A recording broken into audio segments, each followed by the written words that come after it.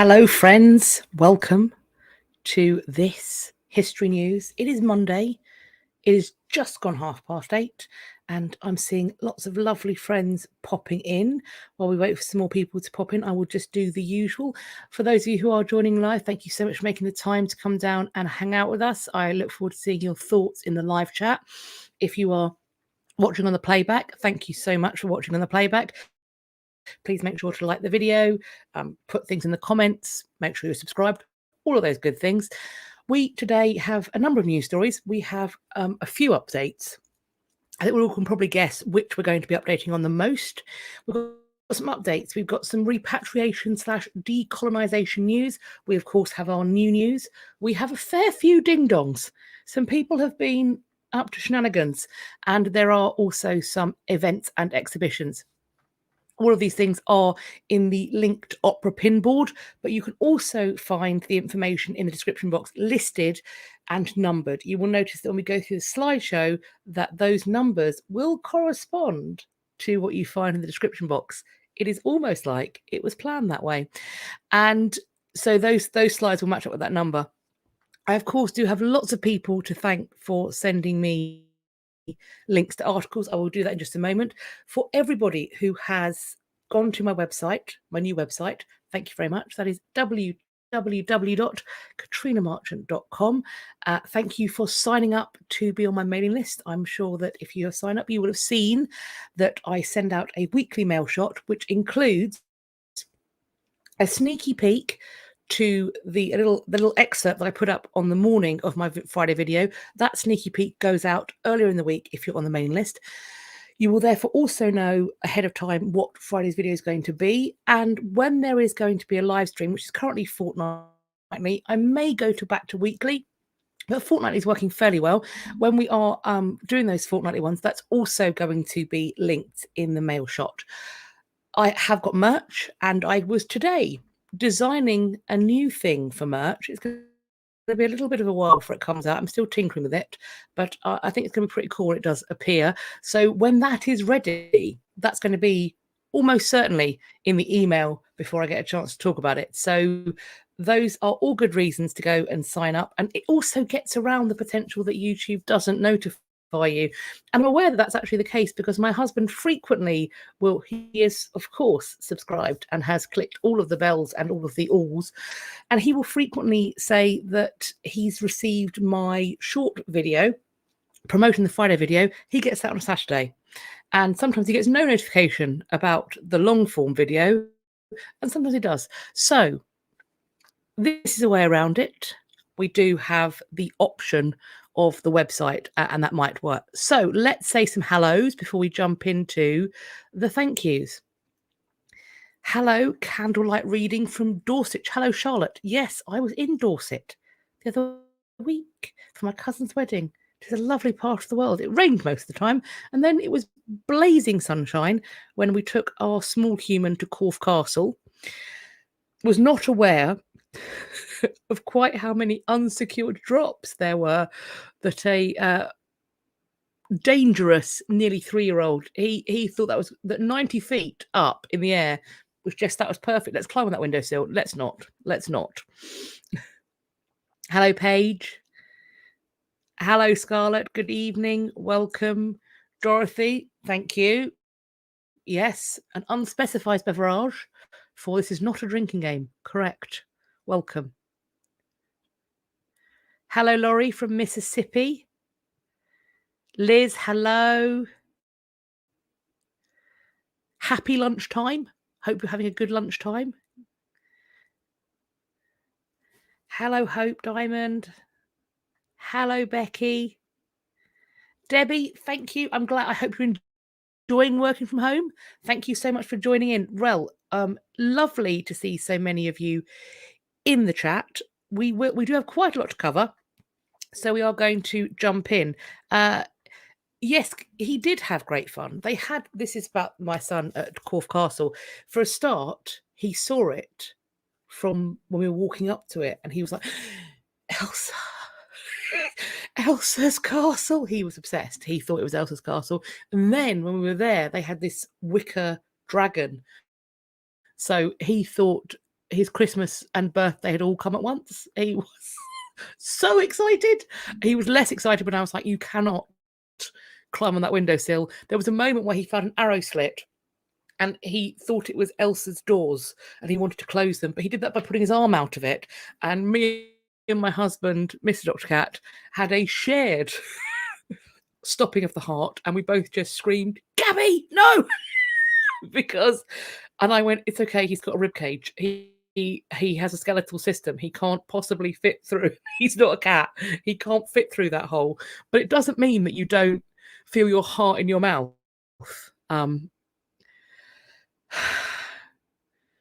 Yes, it was good fun. I think he had a lovely time, and he does love a castle. So I shall have to tell my friend Will, who is a Blue Badge guide who also loves castles, and him on this channel, and we will perhaps be able to take Gabby for some castle fun time soon, and he will have the time of his life.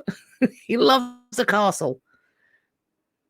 So let's start off with some thanks. I need to say thank you to Yvonne, to Kat, named Twin Cat. I need to say thank you to Jessie, Elverta, Linda, Ellen, Barbara, Deb, Mary, Sarah, Joseph, Katheryn, Anna, Robert, Carve Felem, Miss Amy, Beth, Crazy Artist Lady, Shane, Natalie, Verity, Daniella, Annette, Elizabeth, Kenny, Pretty Pick, and Alicia. Thank you all so much for taking the time to both find the articles and then also send them to me. And thank you very much, Madeline, for the super sticker. That's incredibly generous of you. I'm very grateful. Thank you ever so much.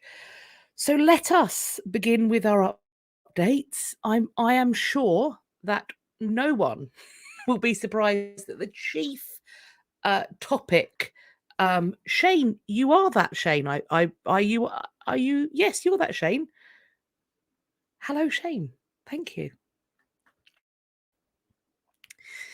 So let us start. I'm sure that no one's going to be surprised that the British Museum story is going to be uppermost in our minds and discussions. We're starting off with a podcast that has been released. This is by the team at The Guardian. And the podcast is titled, How Safe Are the Priceless Treasures in Our Museums? A question that apparently we do need to ask with increasing desires as to what on earth is going on. So do check out that podcast if you would like to know how safe things are. I think broadly they're actually pretty safe because if you can, an inside job is an inside job, and no matter, you can have Fort Knox. If somebody wants to get something in or out, they will do so if they work there.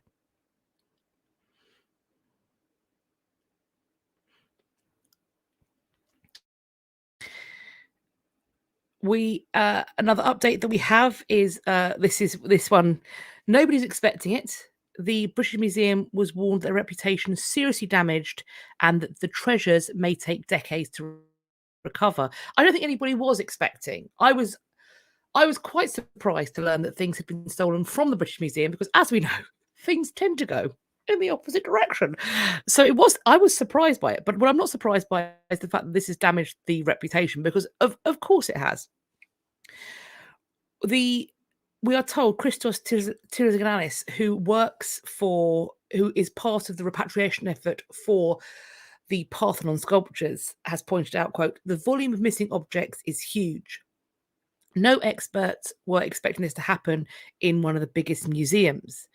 The Christopher Marinello, who is the CEO of Art Recovery International, says, quote, our organisation gets reports of thefts every single day from various museums, cultural institutions, churches around the world. What surprised us was the fact the British Museum, one of the most important, it was the British Museum, one of the most important museums in the world and a benchmark in security. Yes. Continuing, Syrogianis says that, we're told, is scathing about the cataloguing system that was at the British Museum says that the primary objective of any museum should be to record its objects. It's the foremost priority and the most basic responsibility. I agree. He goes on, you don't have to be an expert to understand that such objects as the Parthenon marbles belong in countries of origin. These objects were taken without the nationals being asked. He said that the British Museum's arguments about its rights of ownership have been upon the conviction that their guardianship was in some way superior than that of the original nations. He continues, I'm afraid the British Museum won't see this as an opportunity. Instead, they will deal with it as an unfortunate, isolated incident and hope that it will soon be forgotten. They probably will try and do that. I think they maybe SOL. SOL, I think. Continue on. Mr. Osborne and the trustees need to come back from their summer vacations. That was a barb. I like it. Put away their tuxedos for all the events they go to and have a press conference and say, this is what happened. This is what we're doing. This is what we can't divulge because it's a police investigation. This is how we're going to keep this from happening again. I mean, the British people are entitled to this. Absolutely correct, because this is a publicly funded institution. My tax money, other British people's tax money goes towards funding the British Museum for the preservation of our heritage and apparently a fair few other nations' heritage against their will, but nevertheless, our heritage too. And if we don't know what's gone on here, and if they are hiding it from us, as arguably the people that are paying the wages, I have qualms and questions about that. I have qualms and questions. Candlelight reading, thank you ever so much for the super sticker. It's very kind of you. Thank you very much. I may be a bit sassy. I've had quite a good week. I'm quite excited. I went to an incredible training day with the company that I do my teaching work at the Palaces and in Heritage with. I went to this incredible training day, and we had this session led by this incredible pair of guys. They work as justice to history. That's what they were there for us, and sort of talking about the way in which we talk about, teach, store collections that are sensitive and acknowledging the truth of history and the way in which the world now works. So I'm feeling invigorated to be a little bit spicier than I maybe usually am, because also I can't swear. This is what's happened here is a nonsense. It's unbelievable that this has happened. And it's unbelievable that this is not going to have more of an effect on what's going on. And I'll be honest with you, I'm almost certainly not going to let it lie. I'm almost certainly not going to let it lie. I agree. And I agree with this. It's all the people whose stuff is in this museum. They are all owed an explanation. But this is a government that's obsessed with the finances. So on a financial basis, yeah, on a financial basis. Let's talk about that too, because we pay the bills. We keep the lights on. We should apparently be keeping the security system on. Although clearly, when the people doing the stealing have got the codes, oh, awkward. Maria, thank you ever so much for the super sticker. I'm incredibly grateful for you doing that. Thank you very much. I will talk to the ladies, although I'm just going to point out that on History After Dark, we don't all share the same politics. So I don't know what I think about this, because sometimes I'm aware that this is divisive. I'm aware of that, and I'm quite happy to talk about it on my channel. I will see how the ladies feel about it. They perhaps don't feel quite so air racist as me. I mean, it makes me furious, and I don't know if we don't talk about it, so I don't know if they feel exactly the same or not. But I can certainly find out. Yeah, let's Mission Impossible this. That's a joke. I don't condone theft or breaking and entering. Carrying on, we have been told that apparently it's over 2,000 stolen items, some of which have been recovered. Not entirely clear of how many, but some. That could be 5. More than a couple, evidently. So George Osborne, who was the ex-chancellor and a politician, let's just reiterate that, has accepted that the museum's reputation has suffered, but said, quote, "It is a mess we're going to clear up." Promises, promises. Don't threaten me with a good time, babe. We'll see. We are told that the staff member who was suspected of involvement has been sacked. The museum's director has resigned. And he continues, "We believe we've been the victim of thefts over a long period of time, and frankly, more could have been done to prevent them." Continuing, he said, looking where these items may be, "Some members of the antiquarian community are actively cooperating with us." Yes, he said that he was confident that honest people would return items that have been stolen.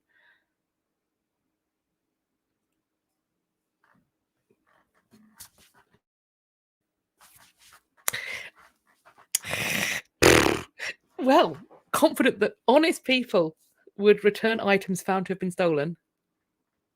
But he acknowledged that others may not. But I mean, you know,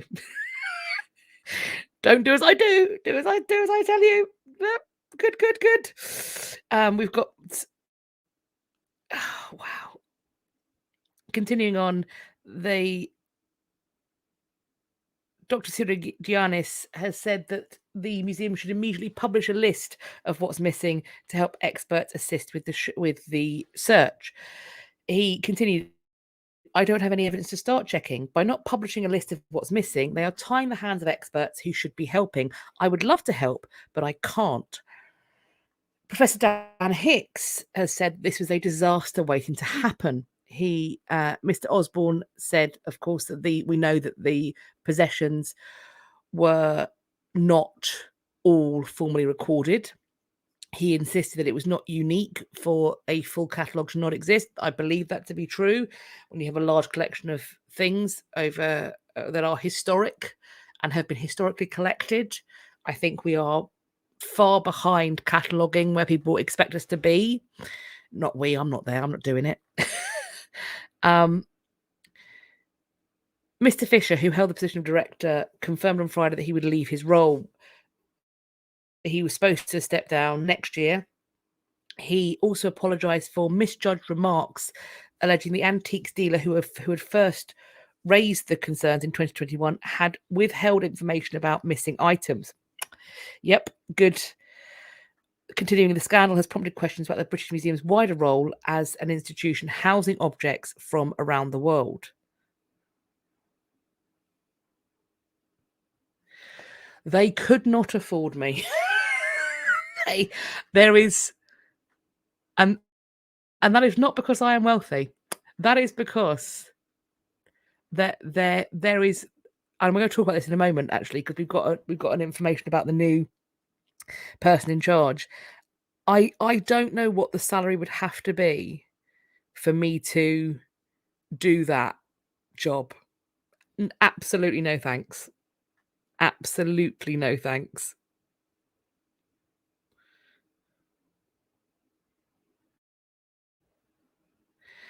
I haven't made the list of items public. I think the problem is they haven't got a list because they don't. This is why we're getting this baggy thing. We know this already. We get this baggy thing: 1,500 items, 2,000 items, over 2,000 items. They don't know what's gone to the letter, so we'll see. We will see. Good question, Coco. It's a fabulous question. It's a fabulous question. I would love to know the answer to it. I shan't hold my breath expecting one, but there we go.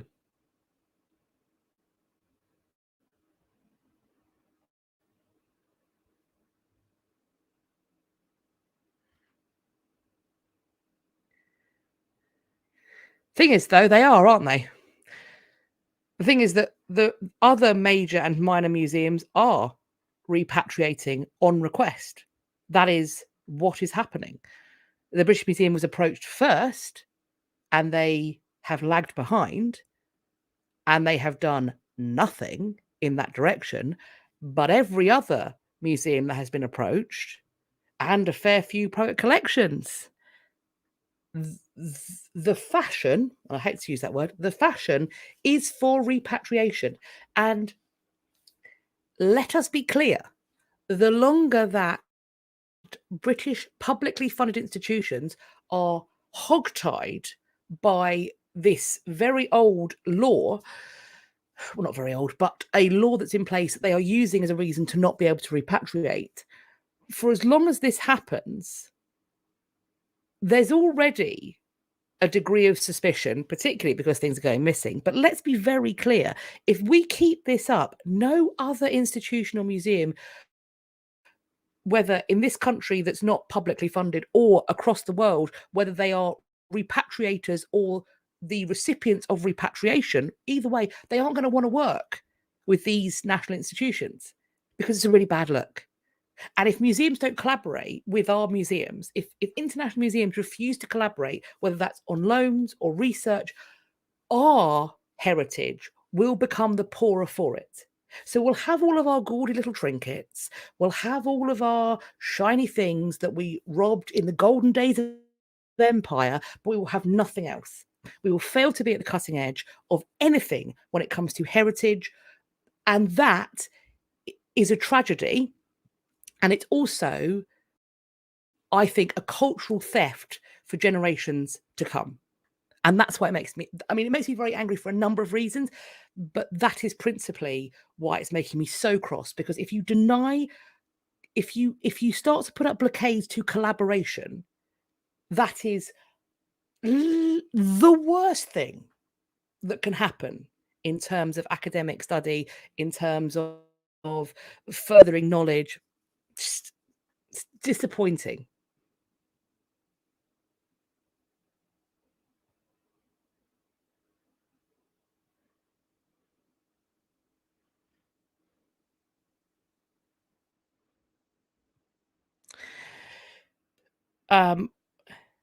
We have, unsurprisingly, an MP chiming in saying that the thefts expose the British Museum's ridiculous stance on the return of artifacts.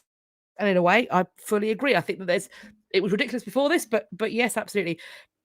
Bel Ribeiro Addy, who is a chair of the All Parliamentary Group on African Reparations, said that we're talking about the 1963 law preventing the return of objects, quote, one of the most insulting reasons they've given is that other countries that these items belong to would either not be able to take care of them or they are likely to be stolen. But you've got people in this country pushing them on eBay. I mean, it's a fair point, Belle. I'm not going to disagree with that. So George Osborne is using some kind of,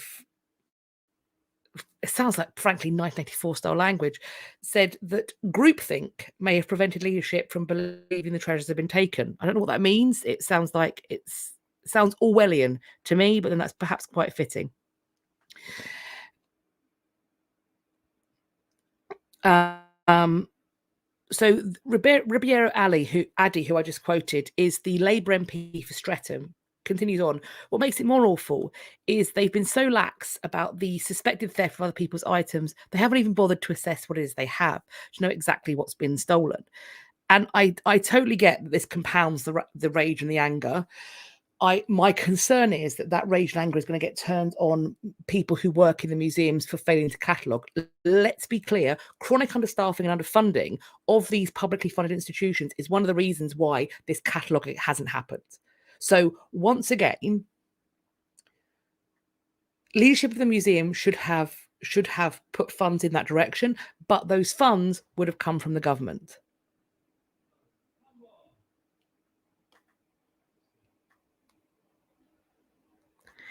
Professor Dan Hicks, who is the author of a book called The Brutish Museums that examines the looting of the Benin bronzes, says, quote, what we're seeing is another sad incident in the slow motion car crash of the Victorian model of curation that we've seen going on at the British Museum.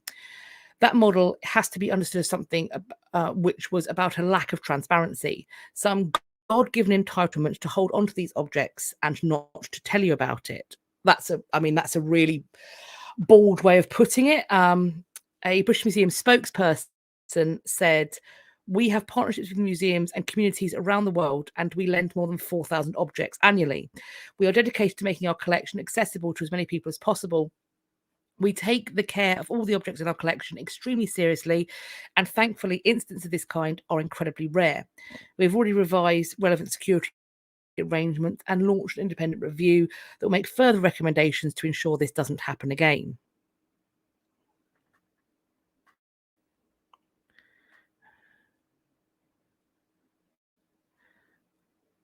Laws can be changed to reflect change in society, and I think also there are caveats within the law. My understanding, and I'm not a lawyer, I'm certainly not a lawyer, I'm certainly not a legal expert of any of this kind of stuff. This is incredibly complex, these heritage laws. My understanding is that if the ownership of the item, things can be deaccessioned and thus fit to be returned if the continuing of them within the accession catalogue of a museum is damaging to the reputation. Evidently, I don't know why, the argument is not being made that holding on to this stuff is damaging to the reputation of the British Museum, etc., etc. I would say, evidently, it is, but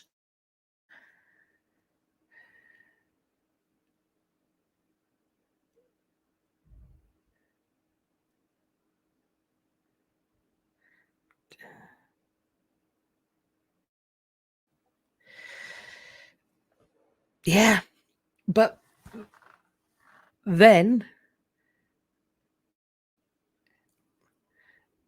that happens when it goes home. That happens when it goes home, doesn't it? Martha seems to be full of hope, bless her soul, that these thefts might be the British Museum's opportunity to reflect on returning their own swag. God love you, Martha. I'm not going to hold my breath. She does lay out those kind of the well-worn arguments. So the first, that Western museums are the safest place to store the world's treasures. That's of course received a blow. And it's not recently, just recently, of course, she points out that they have been attacked. They were in the Blitz. In the Second World War, Liverpool's museum fell victim to the bombing campaign. The British Museum has clearly got large holes in it. There were thefts in the British Library, etc. That's one of the reasons why all of you have to go in now with plastic bags. Another argument was that returning some pieces would eventually leave museums with lonely plinths. And she points out, as I've pointed out, museums are swimming in vaults of booty they can hardly hope to catalogue, let alone display. And I've been singing from that hymn sheet for a while. After 40 years of work, only about half of the British Museum's swag, its website admits, has been added to its main database. The museum is a species of iceberg with only a fraction of its glittering bulk above the surface. Items can go missing for years without anyone noticing. The oft-repeated argument that these objects are more accessible in busy Western hubs doesn't stand up either. Why should Nigeria's cultural history not be accessible in Nigeria, as well as the extra tourists that this might bring? Returning objects doesn't necessarily mean losing them. A lot of the key people on the Nigerian side of the argument want some of the bronzes to be in London. This is what Barnaby Phillips says, who is the author of Loot, Britain and the Benin Bronzes. They want ultimate ownership to be theirs, but they also want their culture to be displayed around the world. So they would be the ones sending them out on loans. Seems totally reasonable, doesn't it? And there's a further, more existential problem for museums that display looted goods: how to reconcile it with mission statements about promoting understandings between cultures. Ironies cannot help but abound. And while she is somewhat more hopeful than me, she and I clearly have a very similar view of the situation. She says, I think that for the British Museum to avoid these vast hypocrisies is, one, to update their mission statement to something like this, quote, "The history of our species is one of brutal exploitation and the joy of displaying the spoils." Yes, Absolutely. Despite our modern affectations, we are at base no different. Come, revel in the war booty this nation has accumulated. Call the British Museum what it is, the Museum of the British Empire, a forlorn, long, recent, but lost entity. That is what it is. It's not the British Museum, it's the Museum of the British Empire. She goes on, or they could change the law. They could lobby to change the law so that looted and stolen items can be returned. Their choice. Their choice. Thank you so much, Annette, for the super sticker. That's very kind of you. Thank you very much.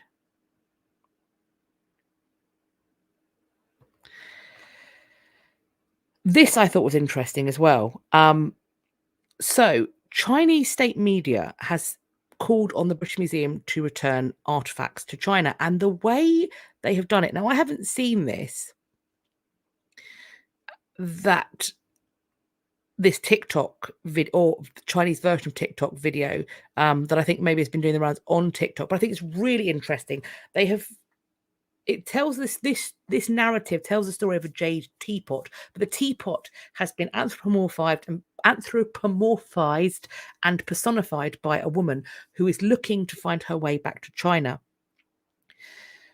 This is in the aftermath, of course, of the theft. The piece is called Escape from the British Museum, and it's a 3-part series from 2 Chinese social media influencers that talks about a jade teapot coming alive, taking human form as she tries to escape the museum, hoping to return to China with the help of a Chinese journalist she meets on the street of London. We are told the teapot in question is a real artifact, and it's one that is a relatively recent addition to the British Museum. It was made in 2011 by a Chinese artist who specializes in intricate jade carvings. So I do wonder if it's so recent. Is it something that's the subject for a repatriation request? I don't know. If so, why was it there so recently? As this piece points out, they're not exactly a cultural relic. The delicate technique used in the making of the pot is a craft unique to China that has resonated with the Chinese public. I think that this discussion, now it's starting to reach this popular media thing. Now it is becoming as emotive as it is. It's just ramping up that pressure in interesting ways. So, and here we go. We were talking about what it would cost for me to go and take on the job. And let's be clear, they're never going to ask me, mostly because I'm like, we're all back.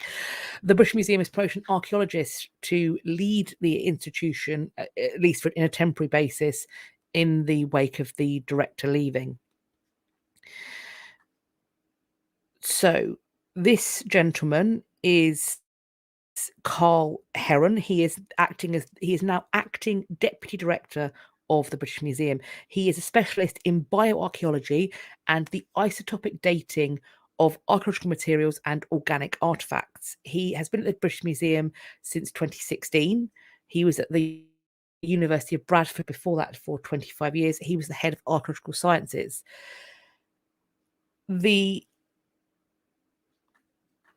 This piece talks about how the British acquired cultural artifacts from countries during colonial times, often by force, and have long maintained that institutions like the British Museum are better equipped to safeguard treasures like the Parthenon marbles and the Blenheim bronzes. That is, of course, now being called into question. Since the scandal surrounding the theft became public, museum leadership has been accused of ignoring warnings about the collection of objects being sold on eBay.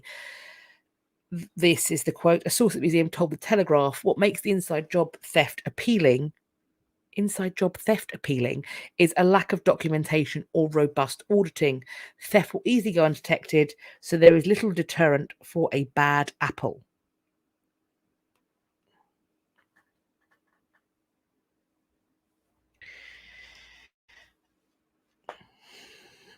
We know loans work.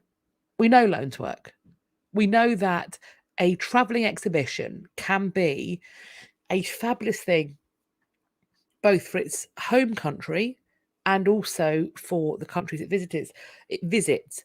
Equally, a collaborative traveling exhibition. Say you get artifacts from 5 nations or whatever, and they all come together with a group curatorial team. Say you've got the biggest museums from 5 different museums across the continents of the earth. They all come together to tell a story about our shared global history, about whatever thing it is. And these people all coincide together to put together an exhibition that tells a story in a way that fits with the ethos of all of their nations. And then that tours from all of those countries, but also other countries too. I'd go and see it. I don't even care what it's about. It could be on the art of knitting socks. I'd go and see that exhibition. Show me those knitting needles at once.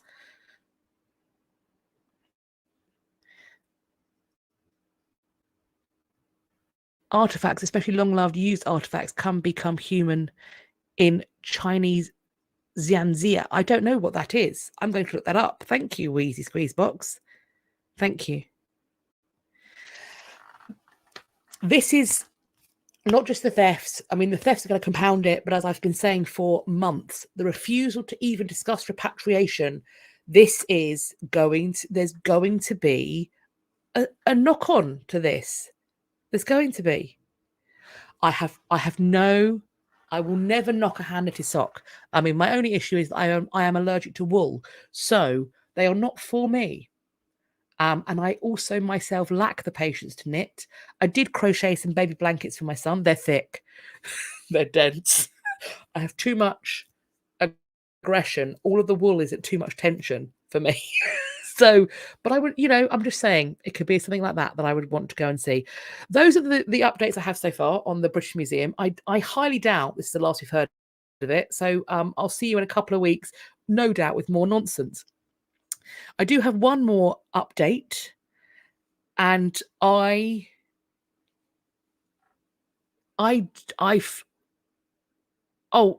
thank you, Hex Tarot. Yes, please like the live. Thank you. Thank you very much. Thank you. Scarlet. I am so tightly wound. I'm like a jack in the box. the thought that I will relax. It's a nay-nay. It's a nay-nay. I would need to be medicated heavily to relax. So, what's now, friends? If I had no context, I'd be like, yay, Black History Museum. That's good. Yes. More of this, please. Then Republican Governor Ron DeSantis last week appointed 3 individuals. So he himself appointed 3 individuals to a newly assembled task force charged with the construction operation of the forthcoming Florida Museum of Black History. And instantly I went, oh dear, this makes me want to unzip my skin and climb out. This is not a good thing. Like, the museum's a good thing, but this bit is I'm not the only one, right? Everyone else has kind of got a collective chill and a wave of nausea, right?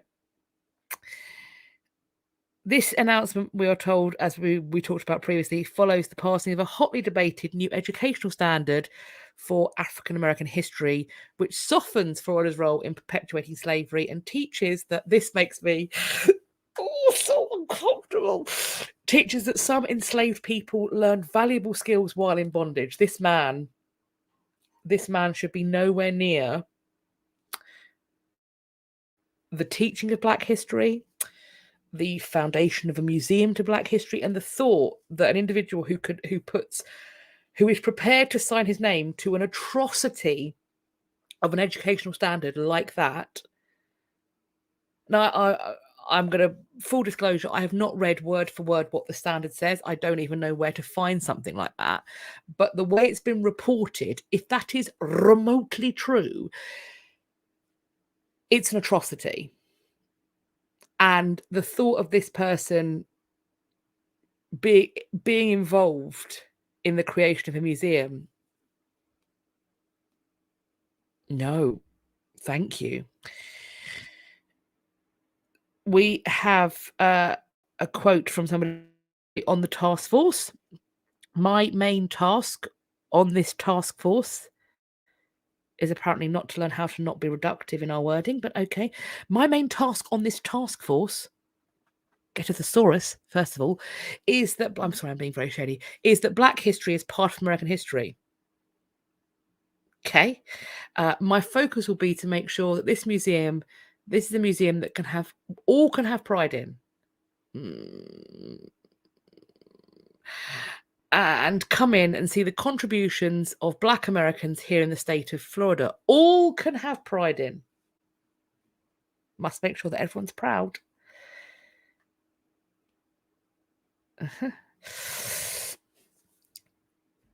There are draft, quote, educational materials that complement and support required instruction provided in public schools. This is talking about African Americans who participated in defending and preserving Florida and the United States, including the Bill Notes, the Tuskegee Airmen, who absolutely should be the focus of study and pride and storytelling. But I do wonder if it's going to tell the story of how the Tuskegee Airmen are evidence that to succeed while Black, you need to work twice as hard and be twice as good to get half the recognition. I wonder if that's the narrative that's going to be put forward. I doubt it. I doubt it.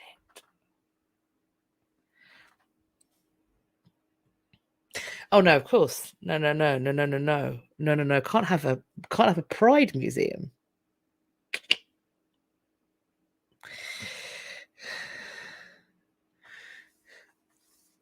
Yep, apparently. I'm so sorry, guys. I'm so sorry. We're told that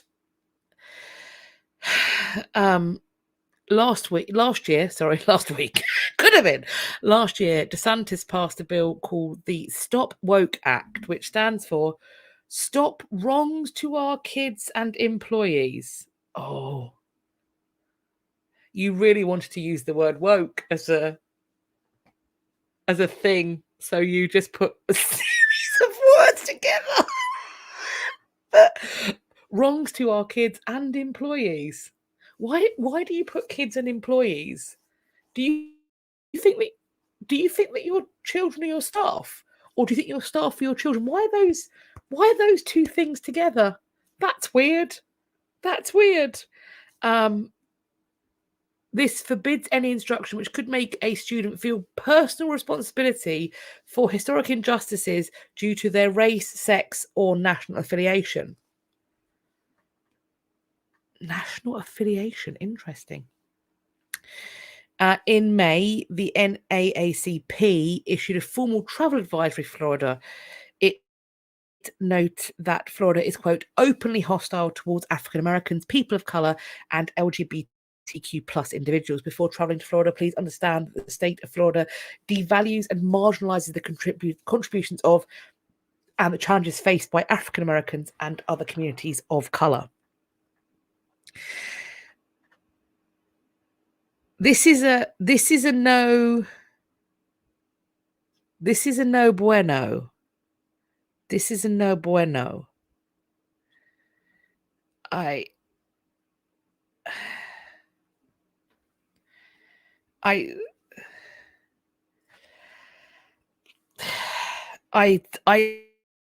don't. It's weird for me to say I don't want a museum to Black history to open. That feels like an anathema to me. But this feels like it will do more harm than good.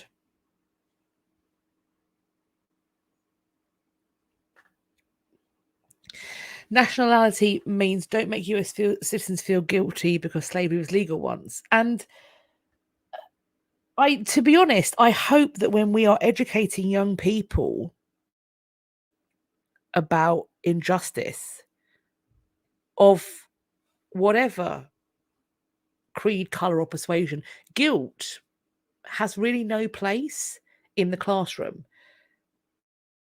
And if people feel guilty because of laying out the evidence of the past and of history, I don't really know what to say, but that feels like a them problem that they should journal about.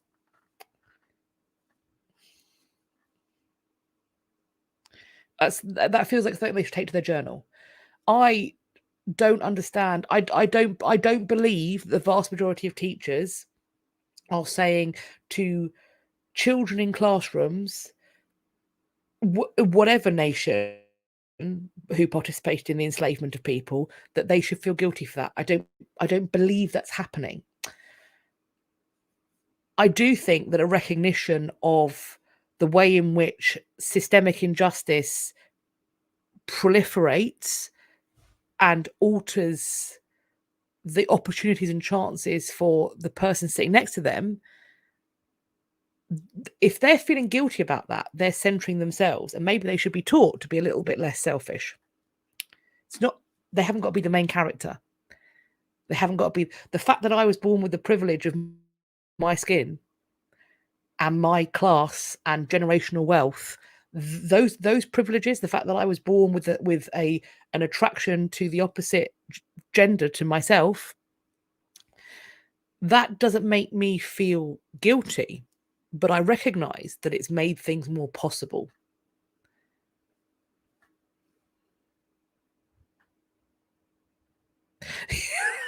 If teachers were capable of making kids feel guilty, kids would be doing their homework and putting away their cell phone. Yes. Yes. They didn't say nationality, they said national affiliation, which is why I paused on it. National affiliation. I don't know what that means, but it makes me think of bed sheets. That's what I'm going to say. It feels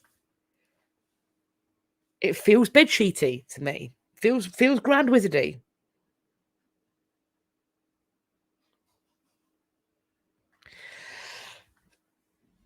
Well, yeah. Yeah. And it's almost like this, and the whole kind of this language about replacement theory.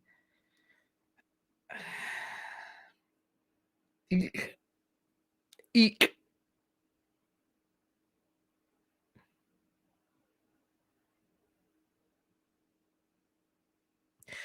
Yeah, and I think this is the other thing is that when I was at this Justice to History training session, something that they brought up that's I think really poignant and prescient is the argument of this individual was a product of their times. In the antebellum South, it's slavery is a product of the times. That people having slaves, they're just a product of their times. No, and they pointed out it's a choice. It's a choice in the same way that it's a choice to not. And just because everybody else is doing it, in my country, it's still a choice to wallop your kids. It's not illegal here. It should be. It's not. It's a choice whether you wallop your kids or not. I'm not a product of my times. It's not a product of my times to hit my child, because I don't. Because there's always a choice.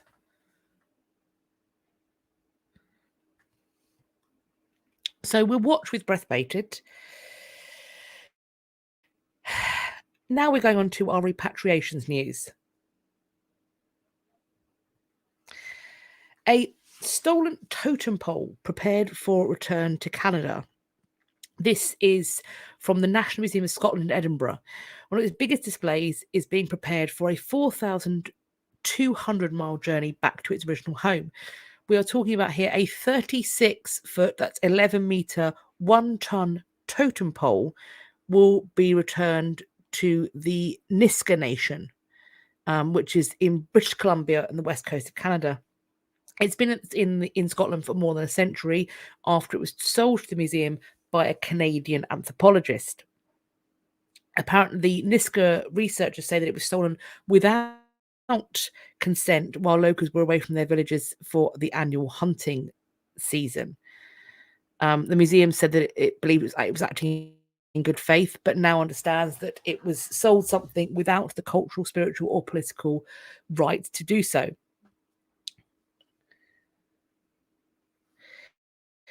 This we're told it's carved from red cedar in 1855, and it's made up of almost an entirely single piece of wood with a small cap on top that can be separated. We have a description about what's on the pole. We have crests that are carved, represented by animals or humans. And within this particular pole, there are 2 carved ravens, as well as some other animals, and the chief is sitting at the top. The ravens themselves represent the name Tiswit, who was an ancestral relative that passed away. He had a long life defending the nation. He was a warrior, and part of a parent's name is attached to the name Tiswat. This is going to be a fairly painstaking operation. It's going to come out of a museum window, and it's going to have to fly across the Atlantic by being flown by the Canadian Air Force. To do this, they had to clear out entire galleries, construct a scaffold around the pole, a crane to lower it, and then move it through the building. They've got to close off a road and move it to an airbase. Dr. Gliblin said, quote, "I'm really pleased the pole will return to its home where its spiritual, cultural, and historical significance is most keenly felt." So the community that's returning to are very excited about this, very pleased. They say that their hearts are at peace and that they're doing the right thing, re-establishing a new relationship with Scotland and with the museum. They carry on. We're still grieving and recognising that we've many generations of family members, especially our matriarchs and chiefs, many of whom wanted to bring this pole home and were not able to in their lifetimes. Recognising that people in our family won't be present. Unfortunately, they've passed into the spirit world, and they have many children and others who will be feeling that grief. At the same time, we're feeling very uplifted and feeling like this is going to be a very historic moment for our nation and for Scotland.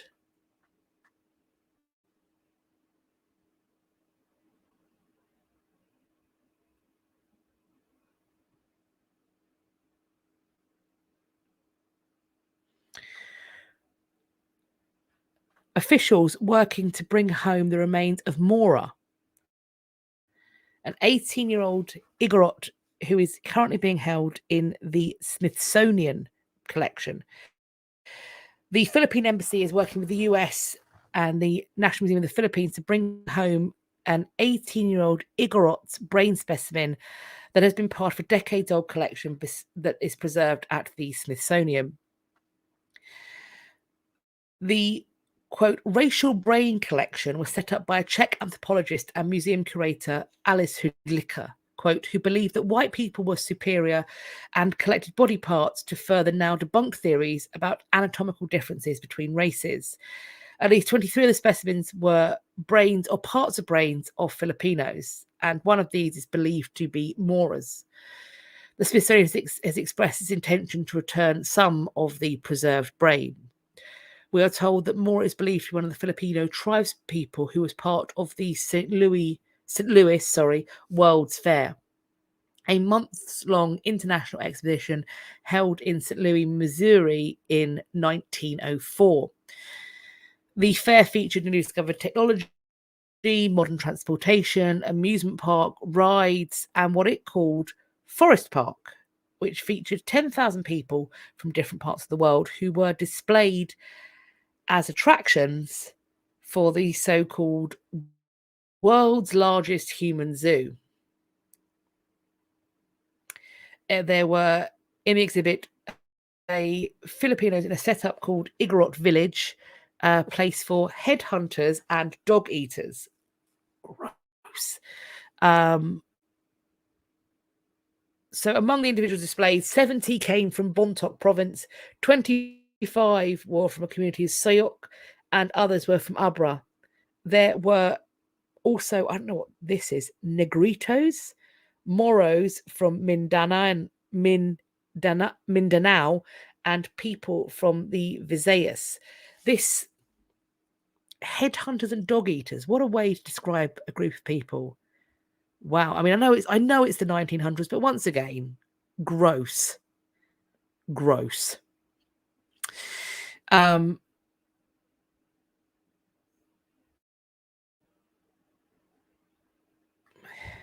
Human Zoo makes me feel sick too. Is this?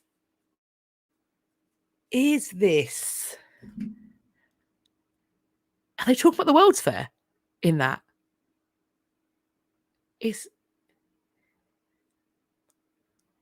Oh gosh. I think people got away with what they could get away with, and I think people will, to a certain extent, still do. As Ellen's pointing out, eugenics, brain rot, utterly brain rot for people. I think, though, we should be very careful because, thank you, my husband just brought me tea. He's a good egg. I think we should be careful because the flip side of that is that we shouldn't think that we won't be looked at in a similar way 100 years from now. And the stuff that we're doing.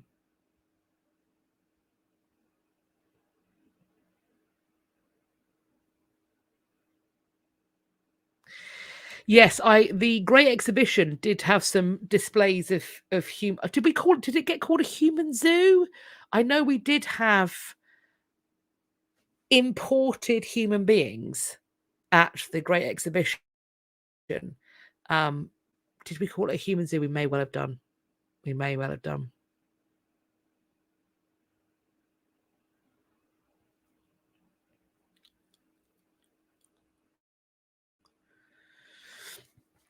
Continuing on, we have got a statue believed to depict Marcus Aurelius seized from a Cleveland museum in a looting investigation.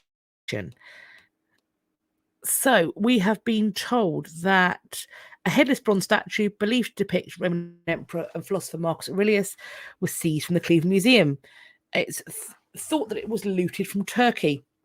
A warrant signed by a judge in Manhattan on August 14th ordered the siege of the statue, which was acquired in 1986. The warrant was secured as part of an ongoing investigation into a smuggling network involving antiquities looted from Bourbon in southwestern Turkey, trafficked through Manhattan.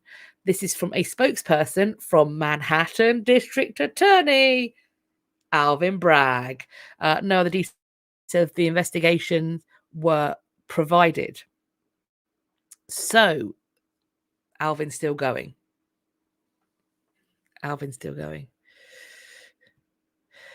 reminder to maintain humility. 2 generations from now, who knows how we will look? We can all make choices, and we every day, I think, wake up and think to yourself, when people are talking about me, or people I know 500 years from now, are they going to attempt to expunge my sins or my wickedness by talking about me being as a product of my time? I'm going to do I solemnly swear at every juncture where I can, I'm going to make the choices, as far as I can see them, that mean that no one will ever have to say of me that I was a product of my time. I aim to stand out from that.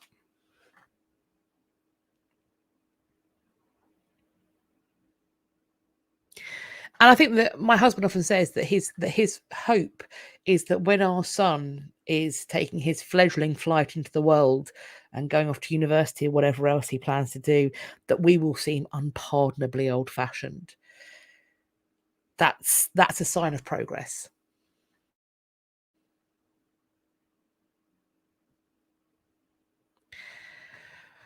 Linked, weirdly, but also not. So a bronze bust believed to depict the daughter of an ancient Roman emperor has also been seized from an art museum in Massachusetts. This is from people who are, once again, investigating antiquities stolen from Turkey. This is, once again, under the Alvin Bragg umbrella. Further details have not been released. This was at the Worcester Art Museum, which is about 40 miles west of Boston. My geography is shocking. clearly it's something to do with Alvin Bragg. I don't know how this works. So as we said, this is just weeks after the seizure of the sculpture we've just talked about.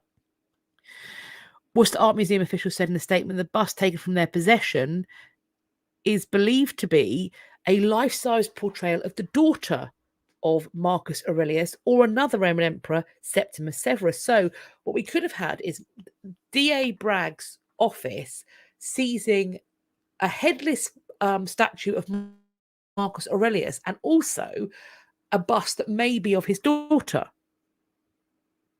Odd. I'm also noticing the quality and preservation of these, and I am by no means an expert in this, but my alarm bells are ringing because wasn't there a whole shenanigan about how things from that time period being this well preserved is a red flag for them not being from this time period? I am assuming that we're not going to have that mistake again. I'm assuming. But yeah, so two potentially Marcus Aurelius link things, father and daughter, both seized.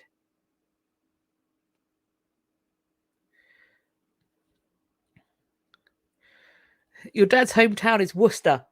Is that how you pronounce it? Because I know that in America you have problems with Worcester sauce. So how do you say Worcester? Have I said it wrong? Boston's a state over from New York. I mean, that I understand those words. I can't picture anything. And apparently it's a university town. And that is the correct pronunciation. Worcester. So what's the issue with Worcester sauce? You've got Worcester. Worcester. You can do it. There you go. Continuing. DNA of stolen African skulls has been matched to living relatives. A group of researchers in Berlin have successfully traced living relatives of individuals whose remains were taken from Tanzania and transported to Germany for scientific experiments during the colonial period. The relatives and the government of Tanzania will now be informed as soon as possible, we're told.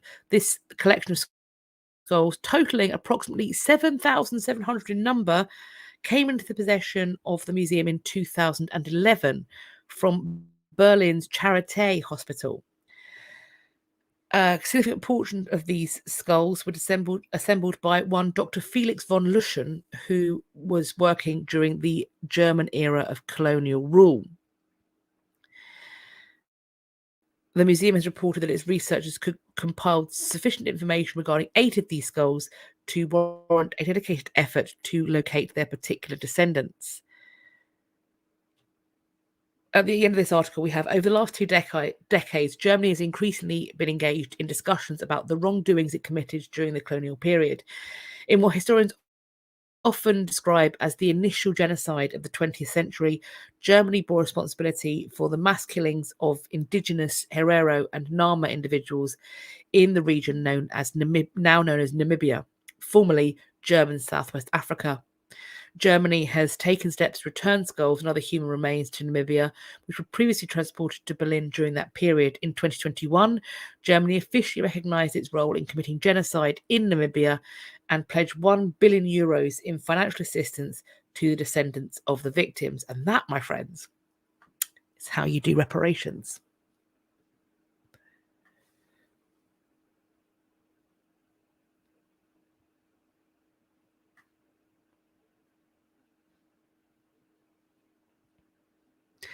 It's the Worcestershire, but Worcestershire.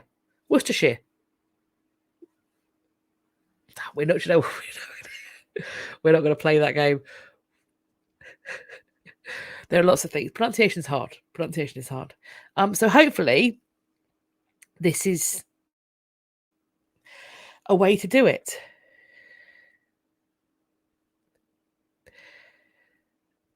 I think it's worth pointing out that, to my understanding, the German government is still paying out funds to victims of the Shoah. So they do know about acknowledging wrongs done, atrocities committed, and trying to, where possible, right wrongs as far as that can be done, if that can ever be done. California State University is facing new scrutiny over the possession of Native American artifacts, we are being told. During a hearing last week, state lawmakers questioned school administrators on their handling of the artifacts. According to an audit, only 6% of California State University's almost 700,000 remains and items have been repatriated. Several years ago, California lawmakers issued a public apology for the past cruel, violent, and unjust treatment of Native American people throughout the state. Now, Native Americans want the state to go a step further. Quote, as we gather today to further the healing process initiated in 2019 by the governor, we must also ask for the return of our ancestors' remains now in the state's possession, specifically those in the possession of the California State University system. We're talking once again about the federal Native American and Graves Protection Repatriation Act that is over 30 years old. Quote, those human remains rightfully and morally belong to tribal families for proper and respectful reburial. It's very concerning that decades after federal and state laws were enacted to repatriate remains and cultural objects, almost nothing has been done to fulfill that obligation. CSU issued the following statement. The California State University deeply respects the sovereignty of Native American tribal communities and will honour their ancestors in sacred ways through a reverent return of ancestral remains and cultural items taken from them and housed on our universities for far too long. Good, sounds good. Hope money is put where mouth is.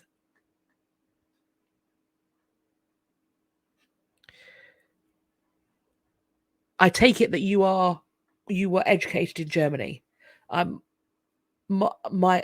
obviously I wasn't educated in Germany, but my understanding is that the teaching of atrocity is handled and it's handled well. And I wonder if you feel okay mentioning in the comments, was it taught as something, because of what we've been talking about with Florida, was it taught as something that you personally should feel guilty about? Is that what you left with? And if so, how so? And if not, why not?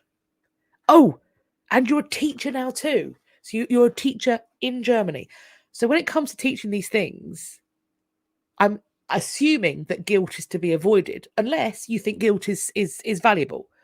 In which case, please let us know what you think. Good question. I'm not sure. Also, possibly, if what we know about the issues with cataloguing, returning human remains to the wrong people is going to be an issue too. So I think it may be a case that the records are good and testing is expensive. Doesn't mean it shouldn't be done. Perhaps another, not necessarily a profit motive, but the other way around. As to your question, it's taught us something that should not be forgotten and to treat with piety and humility and seriousness. Those are really interesting choices of words. Piety, humility, and seriousness, not to be joked about or made light of. That's a really interesting wording. That reverence, I think that's the thing for me, is that whether we're talking about, that workshop I went to called Justice to History, I think there's an element as well that there should be a conversation about a reverence to history. And in that reverence can be criticism. You can criticize reverently. You can uplift. You can sit in reverent judgment.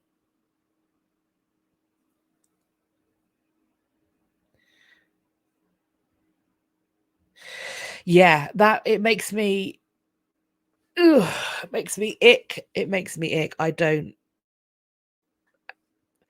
No, I don't think. Yeah.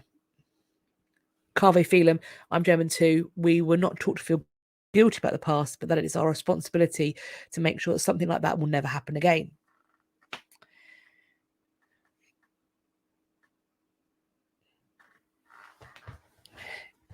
It's, yeah. And let us keep an eye on the individuals for whom that would make the most profit.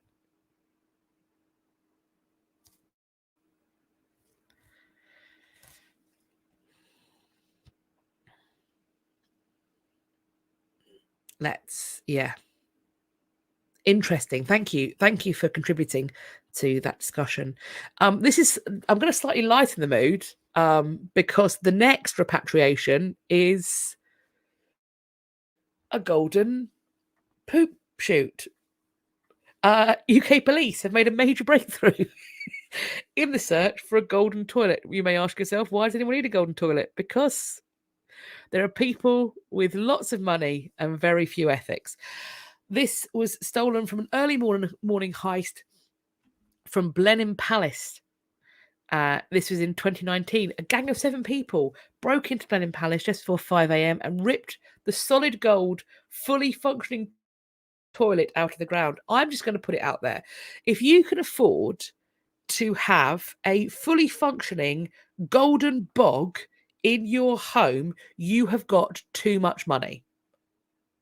And there are children who we are quibbling over whether we fund their lunch as their one hot meal for the day.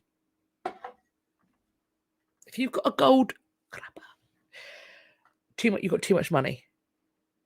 Do you know what? I didn't think it was going to go. Donald Trump has a gold toilet. It is a leap from the last topic. I do things so I collect things together, and sometimes it does jump in ways like that.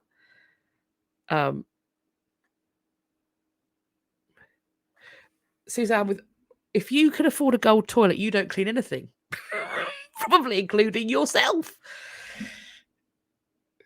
Dorothy, I'm not going to put that up on screen. Behave. The room is in that kind of millennial greyish, isn't it? So it's probably what's interesting is the very functional toilet paper dispenser that you would find in any common or garden cubicle up and down the land.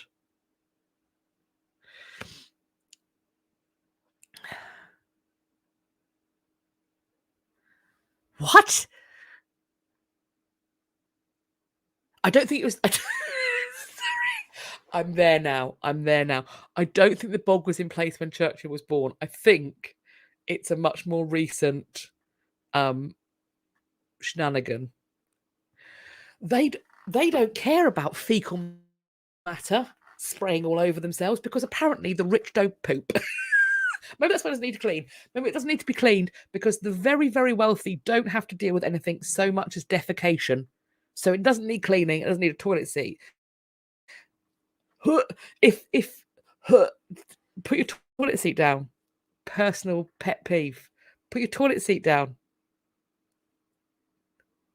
when you flush, because otherwise the poop aerosolizes. And if your toothbrush is near to your toilet, put your toilet seat down. $1 million toilet, $15 aluminium toilet paper holder. What is it? I don't understand why it's there. I don't understand why it's there, but it is. Okay, so this was a £196. I'm thinking weight rather than cost toilet, estimated at $6 million. Apparently, it also caused extensive water damage when it was ripped out. One man was arrested at the time in connection with the heist, but no one has been charged. The 18-carat golden toilet was displayed at the Guggenheim Museum in 2016. For nearly 1 full year, visitors were able to visit a cipher for the excesses of affluence and even use it in the privacy of one of the Guggenheim single-stall gender-neutral bathrooms. It was once even offered to former President Donald Trump, or Trumpelfinskin, as I've seen in the comments, which I enjoy a lot, after his request to borrow Van Gogh's landscape with snow from the museum was denied. No Van Gogh for you, but here, the golden crapper.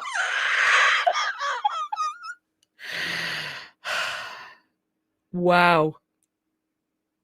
Wow. Wow. I mean, quite frankly, yeah, it should have been white gold. Platinum. I want a platinum pooper. That's what I want. So there we are. There we go. And we're gonna change tack again, because this is a feel-good story. Indigenous artifacts from Groot Isat have been returned after decades in a Manchester museum. So this is the good news bit. However, several hundred do still remain. These have been in storage at the Manchester Museum since the 1980s. They were deposited by a British anthropologist. 174 artifacts have been returned in a ceremonial fashion. Among them is a significant collection of shell dolls. These are being taken back, and one of the elders is very proud to be doing this. So the women from the community, one of them said, "This is my first time in Manchester seeing our ancestors' artifacts, and the first time I saw them, it made me cry. Emotionally, this is hurting me now. I am so proud that we're taking them back home. It's been a long journey." So these are some of the shell dolls that they are holding that are being returned.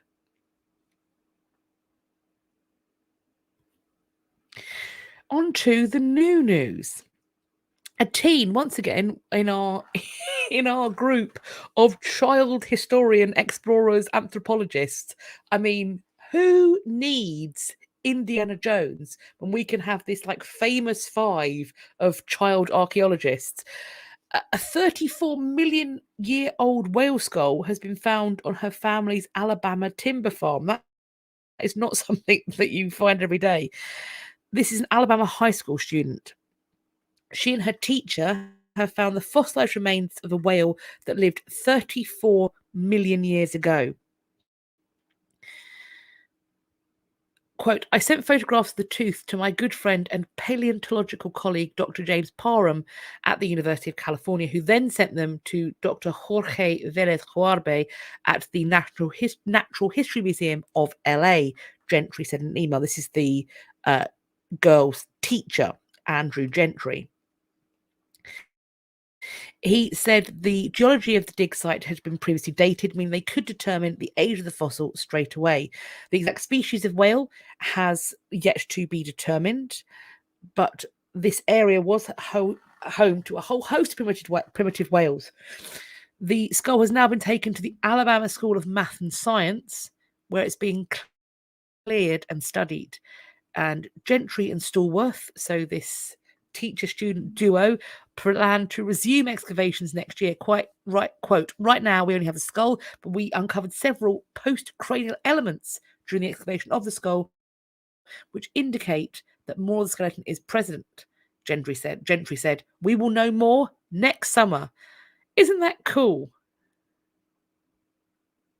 Isn't that cool? An Alabama teacher and an Alabama high school student and her teacher. That's brilliant. Love it. I mean, the found by kids, that whole kind of YouTube thing of kids react. We just found by kids. It's the new fashion. And another one coming up. So you've just asked, did Alabama used to be the ocean? This is a time when sea levels were higher and was submerged by a shallow ocean. This is 56 million to 33.9 million years ago. Send those kids into the dirt. I mean, my son comes home from daycare looking like he has been building his own badger set. His fingernails are riven I'm like, what have you been? Are you trying to burrow out like an upset labradoodle? Like, what is going on here? What is going on here?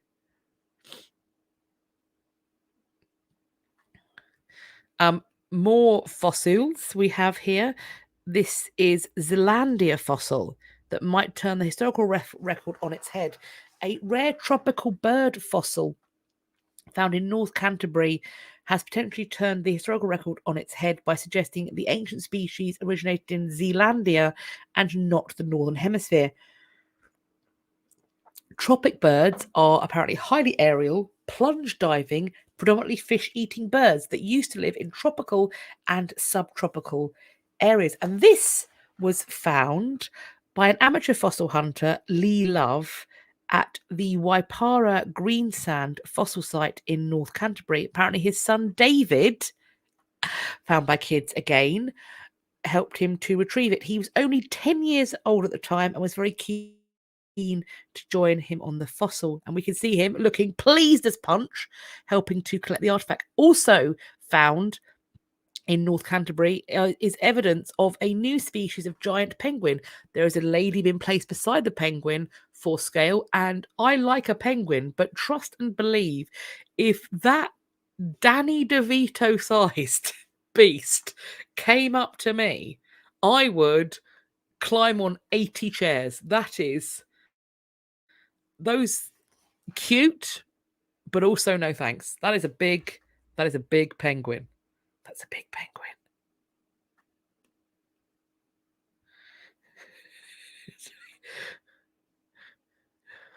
You used to borrow.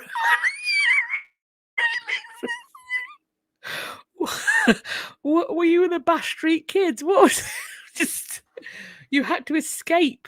What school were you in?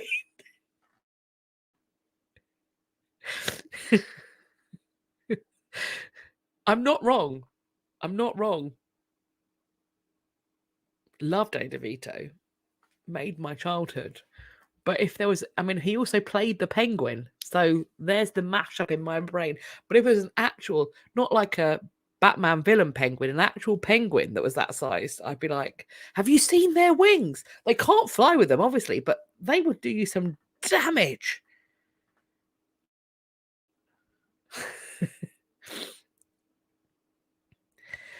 Has anybody seen that? The murder bird. What's the murder bird called? Oh, it's very upsetting. Not a capybara. Not a capybara.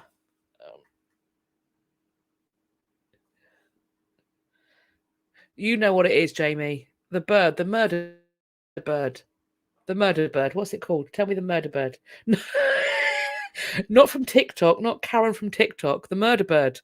Oh, he's going to tell me. He's typing it now. It's a breed of bird that's very murder bird. A Canadian cassowary. That's it. That's the one. That's the one. A cassowary. That's the one. Those will have your eye out and take your spleen out. That's what's going to happen.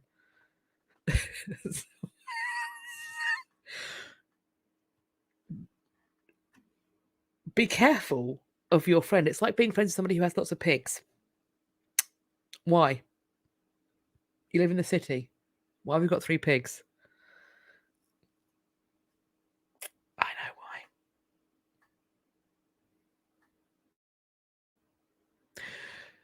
No. But now I am. But now I am.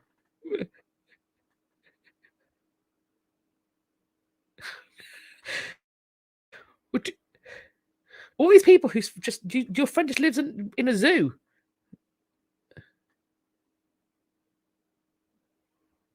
Exactly my point.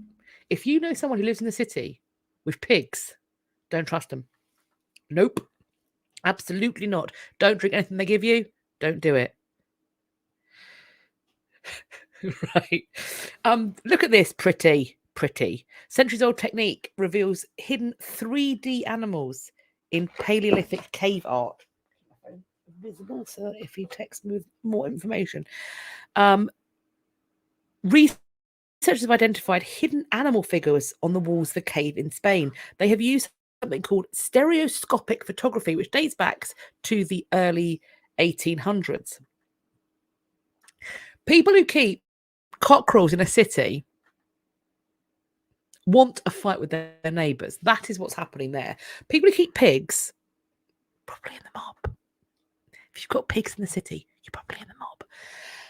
If you've got a cockerel in the city, you want your neighbours to come around for a fight. You're looking for a reason. You're giving them a reason. You want to dust up on a Tuesday morning.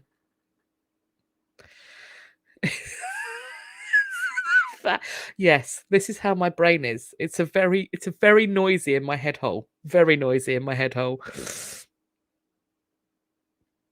I know lots of cities allow a hen. I know they do. We can have hens in London. We can have them. I'm just saying, if you are the kind of fool that lives in a block of flats or apartments, whatever you call them, and you keep a cockerel, not hens, a cockerel, dawn, morning has broken like the first morning cockerel. If that is what you do, you want your neighbours to fight you. You are looking to get knuckled in a back alley. Yeah, chickens are quiet.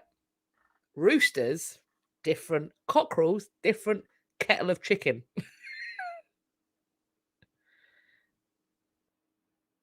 So,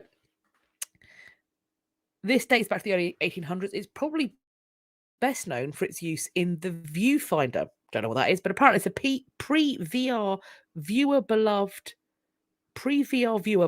by a generation of kids. Not a clue.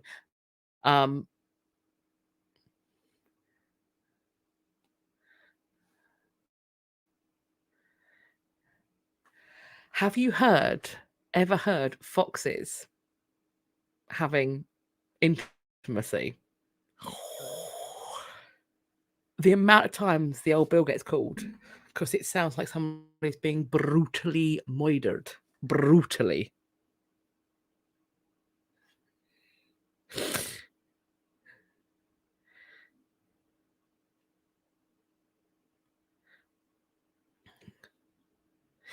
Yeah, mating foxes are. It's one of the worst. Mating is a good way of putting it. It's one of the worst sounds. Look, right, we're talking about Disney's Robin Hood. Agreed to disagree. Monster Scream Baby Alien Terror. That's about the size of it. About the size of it. So onto these art things that have been found on the wall. So what they've done is, what? Sorry, just a second. What? That is so random. Just 10 peacocks. No human beings. Just live with 10 peacocks. By choice? Wow. Okay.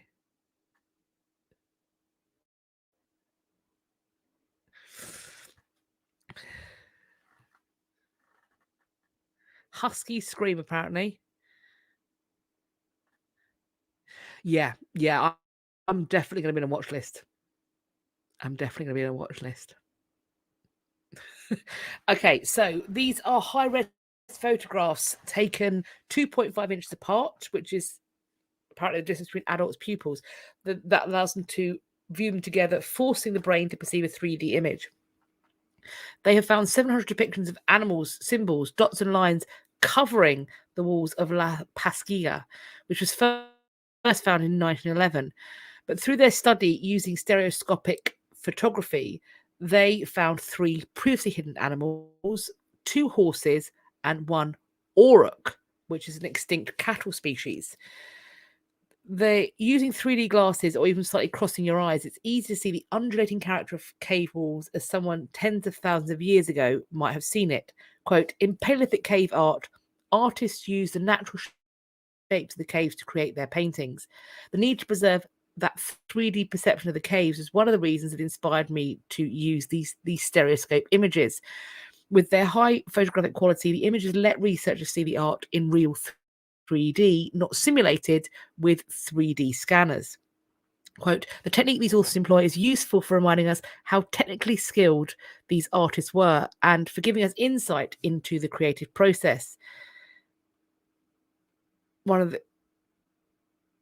We are told that those artists began to understand the rock as another element of painting. There's going to be this is going to be incorporated into in the future to fully understand Paleolithic cave art, such as whether artists manipulated and modelled rock, perhaps through carving, to create figures in 3D.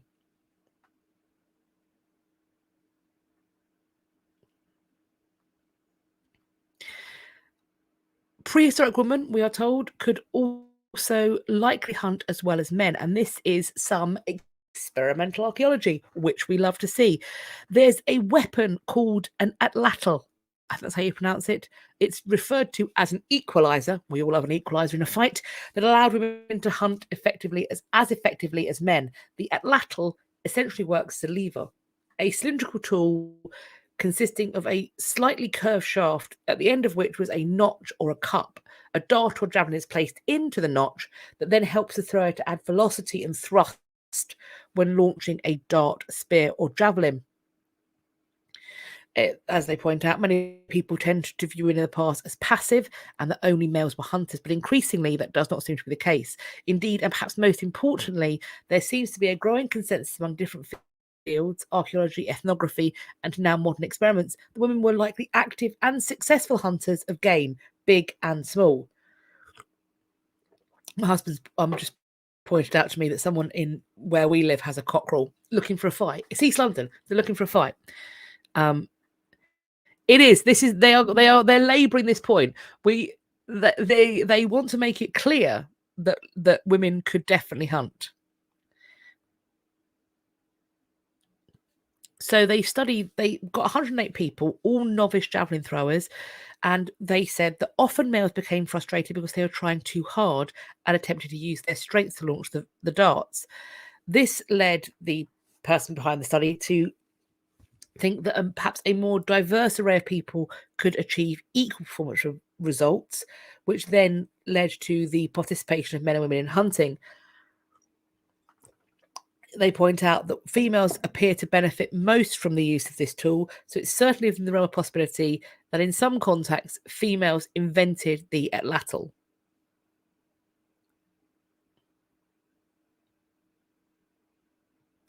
I mean, I know I am. I know I am.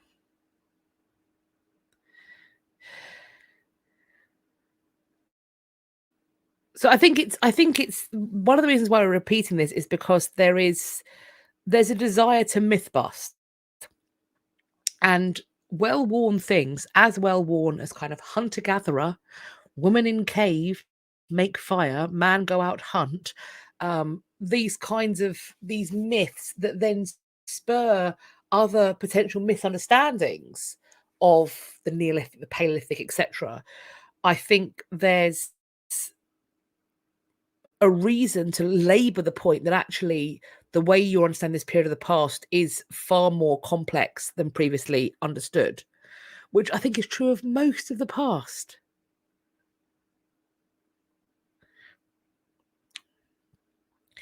A Bronze Age girl was buried with more than 150 animal ankle bones, and it's thought this might have been to help her in the next world.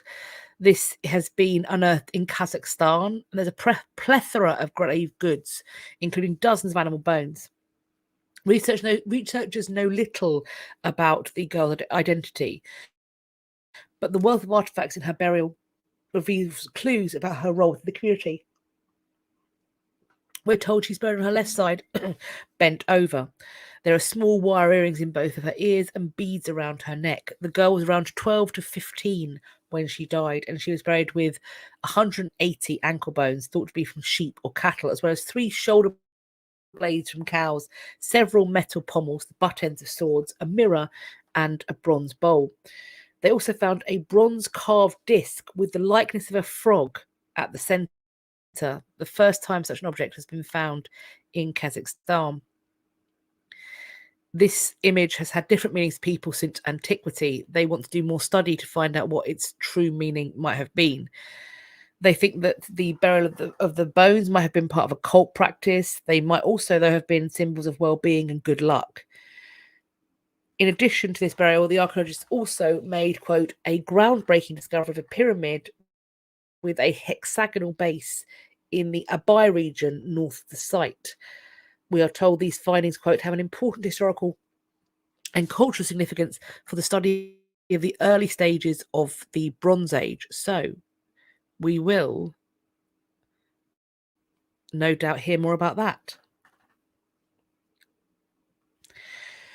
Kentucky, archaeologists are working in Kentucky's forests to preserve artifacts.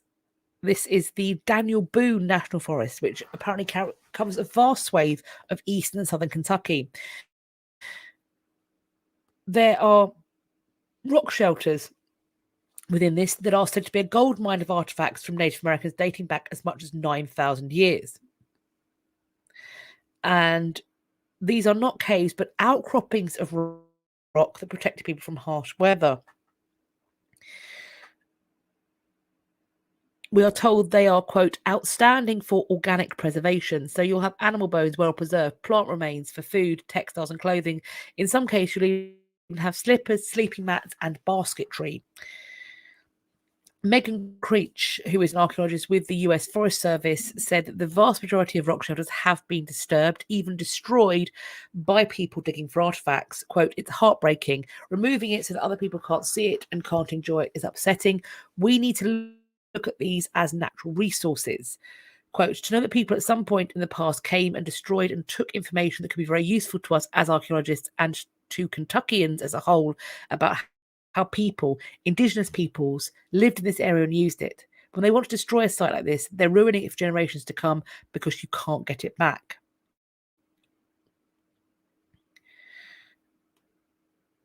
So the Forest Service says that very few people are caught in the act, and placing security cameras at all the archaeological sites is not feasible.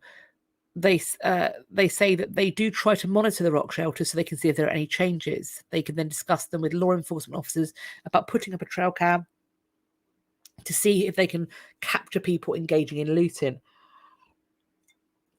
They ask the question, what happens in 50 years? What happens in 100 years? Does that collection get sold off piecemeal? And then all of a sudden we don't know where this really came from. At a museum, he said, the history is still available. Depends on the museum, but, that's for another day.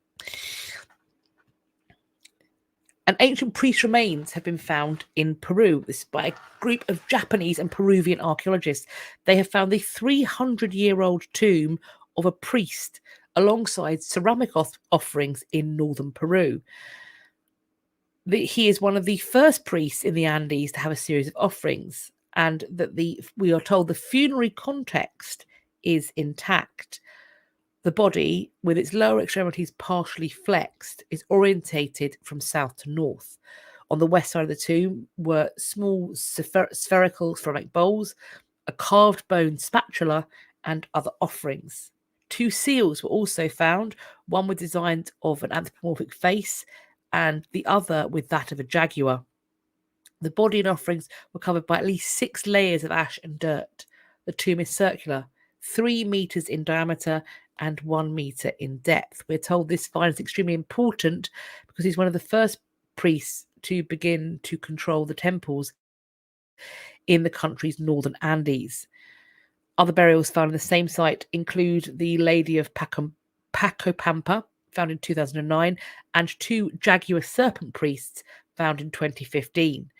Archaeologists from the National Museum of Ethnology in Japan and Peru's National University of San Marcos participated in the work in Pacopampa. So presumably we're going to find out more about that too. We are going on to Egypt now, friends. An elite ancient Egyptian woman was embalmed with exotic ingredients smelling of vanilla and larch, a new analysis has revealed. So these are specific components that were used to embalm the dead. And many of these ingredients would have been acquired through trading. The woman in question has been named as Senetne, a noblewoman who worked as a wet nurse for the pharaoh Amenhotep II during his infancy. Alongside her mummified remains, researchers unearthed 4 lidded jars shaped like human heads that contained her organs, including her lungs and liver. The organs have been lost to time.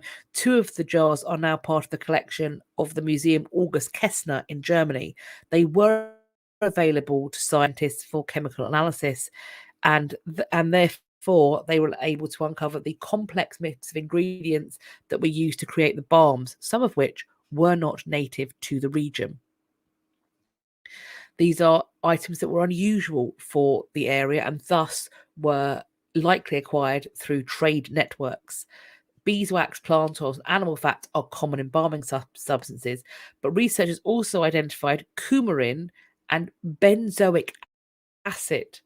Coumarin is a scent similar to vanilla that's found in cinnamons and pea plants, while benzoic acid is present in resins and gums from balsam type plants. They found traces of ingredients larixol, a resin found in larch trees, which they believed to be a dammer, a fragrant gum. And these presents in the jars surprised researchers because it wasn't growing in Egypt at the time. Larch, we're told, has lots of bioactive properties. It's antibacterial, antimicrobial. It's also got a strong scent that can help to mask decay. It's helpful to preserve the body in the afterlife, where it can retain for an eternity. With this list of ingredients, the researchers can reverse engineer the balms. There's going to be an upcoming exhibition in Denmark called Egypt Obsessed with Life, where we are told, quote, visitors can experience the ambient scent of mummification and time travel to the past to an ancient embalming workshop. I'm assuming no human remains will be used. I find the work that's being done on sort of scent history and scent reconstruction really, really interesting.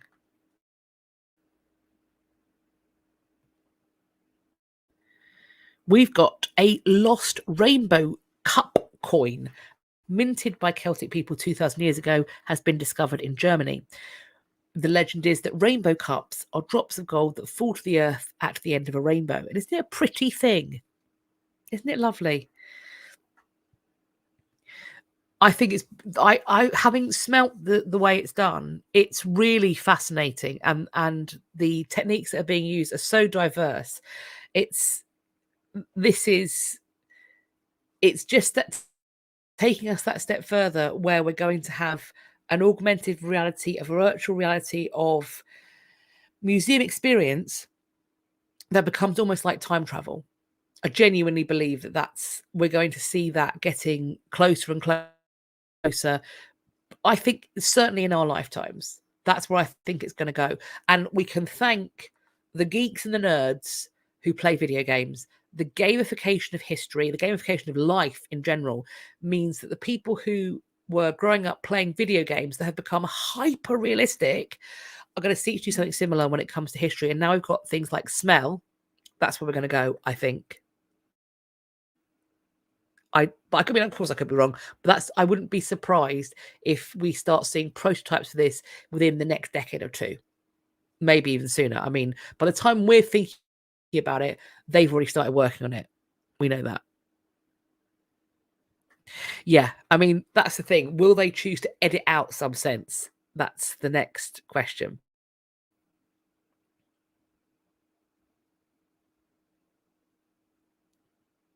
But yeah, people who've experienced the scent stuff. Yeah, it is really useful. It's been, of course, it's been used in shopping centres for generations to try and promote you to buy more stuff. They use seasonal scents. So we have this. This is a rainbow cup coin minted more than 2,000 years ago, found near a river in Germany. On it, we've got a 4-pointed star surrounded by arches on one side. Like other rainbow cups, the coin is curved. The name rainbow cup comes from a legend they are drops of gold that fall to earth at the end of a rainbow. Another legend about these Celtic coins tells us that these coins can only be found by Sunday children. In fact, the finder was born on a Sunday and is indeed a Sunday child. The finder, a collaborator with the state archaeological officials, discovered the coin in spring. We think that the coin might have been accidentally lost. The head side of this 0.5 inch wide coin shows a stylized human head with a large eye, the nose and lips depicted as dots. There are only 3 known rainbow cups with the star and arch motif. The interpretation of the motive is difficult, we're told. The star is perhaps a symbol for the 4 cardinal points. The arches are understood to be signs for the horizon and the rising and setting of the moon. We're told this is a wonderful find, even if it's only 1 coin, because only a very few specimens of this type are known so far. If more rainbow cups are found in the area, a picture of the currency's distribution can be drawn, we're told. The coins finder donated the rainbow cup to the Bavarian State Archaeological Collection in Munich. Because it is extremely rare, it will go on permanent display in the museum with other Celtic coin treasures in 2024. So if you are going to check it out, do let me know what you think of that if you get a chance to go and see it.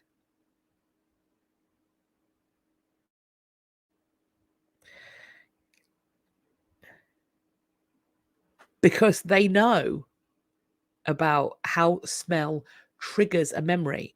And not all stuff in the past is going to smell good. It's not. I remember the Jorvik Museum, and also there was a London Bridge experience that used smells, and it wasn't all nice.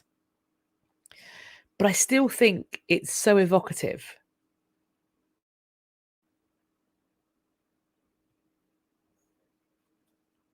This is so sweet. Look at it. A 2,000-year-old child's leather shoe has been found in mine excavations. This has been found in Austria. This is the German Mining Museum has been conducting mining archaeological investigations. This in a mine that was known for its rock salt mining, which already occurred in the Iron Age. The preservation of salt means that organic remains are particularly well preserved, including, evidently, this child's leather shoe. It corresponds roughly to a shoe size 30. The shape, as well as the lace-up closures, which were likely made of flax or linen, are still intact. And it's thought that it was made in the 2nd century BCE. Several finds of leather shoes are already known in the area, but a child's shoe is always something special, as it proves the presence of children underground.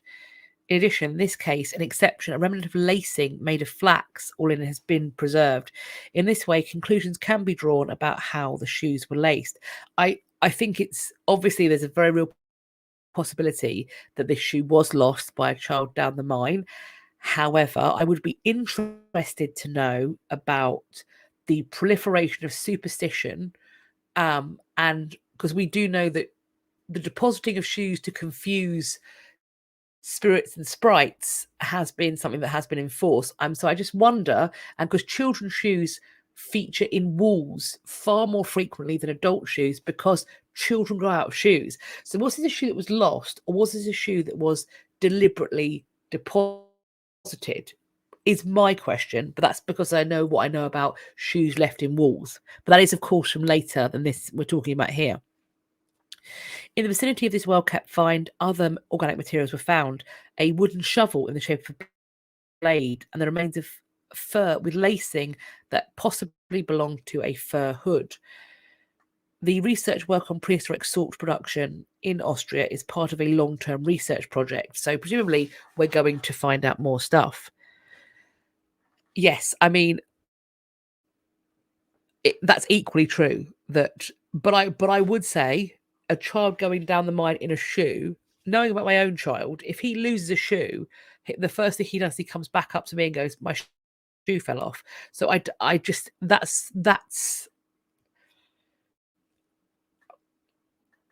I could, of course, I could be wrong, but whenever I see a child's shoe deposited somewhere, it makes me think of other superstitions.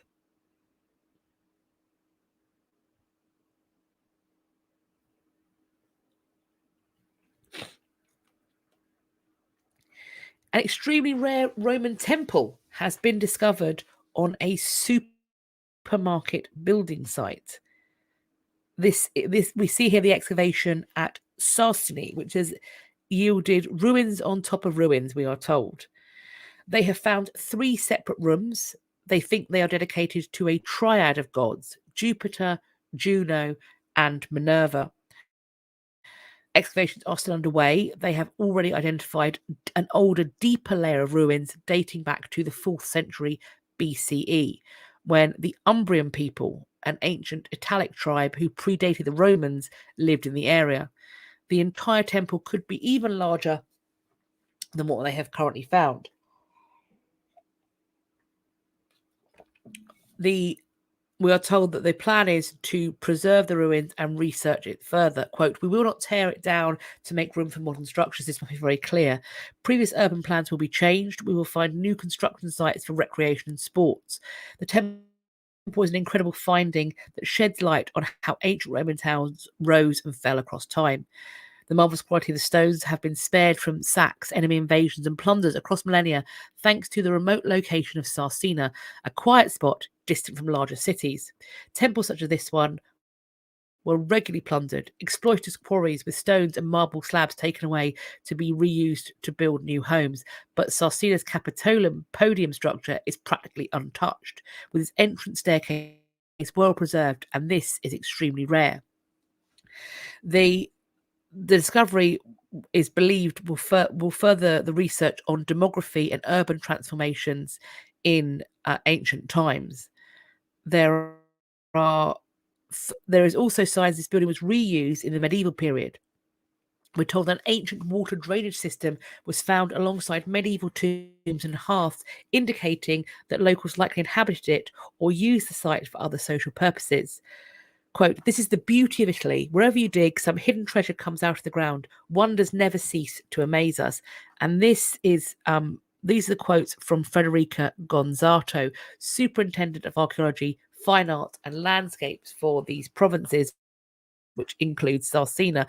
And if this sounds like in some ways like a tourist pitch, I think it is, because the smart individual who makes an archaeological find in some small, off the beaten path, but no doubt beautiful town in Italy, where there are plans to redevelop and build all sorts of leisure activities, and wants to make it very, very clear that this will go unchanged. Let's be honest, they've recognized the value of this as a tourist trap, and rightly so. Absolutely rightly so. If you are looking to do development, if you are looking to drive tourism and visits to your area, this is like striking oil. This is pay dirt. Because if you've got the money to build a cinema and what have you, a little bit more money to excavate this further, preserve it, get those research grants on top, all of a sudden you have got a very, very important draw. People are going to come and see it. Good for them. No, they probably aren't getting an Audi's anytime soon. That will be going out of town, because trust and believe this little area is about to experience a population explosion in the next decades as hotels start being built, as this becomes sweet little places to stay, fine dining, come and do your studies. There's going to be all sorts happening here. Good for them. It's how I would play it if I was the urban planner of this area. I would be expecting a large scale expansion. I'd be trying to make this into as much of a tourist trap as possible. That's how I'd do it. Talking of finds, Dead Sea caves, 4 1,900-year-old Roman swords found in a cave. These are excellently preserved Roman swords, we're told, still in wooden scabbards. It's thought that these swords were hidden by Judean rebels after they were seized from the Roman army as booty. we are told, quote, this is a unique time capsule whereby fragments of scrolls, coins from the Jewish revolt, leather sandals, and now even swords in their scabbards, sharp as if they had only just been hidden away today. And they are absolutely fabulous. 3 swords that were still in their wooden scabbards are identified as Roman spatha or long swords, while the 4th, shorter weapon was identified as a ring pommel sword. They had, we're told, well-fashioned handles made of wood or metal. Leather strips and pieces of wood and metal belonging to them were also found. Quote, it looked a bit like a pile of books, but swords. So how excited I'd be too. Sure, we know the story from history, but to see such a find is to look history in the face. We are told also, quote, we are just beginning the research on the cave and the weapon cache discovered in it, aiming to try and find out who owned these swords and where and when and by whom they were manufactured. But so much more to be found.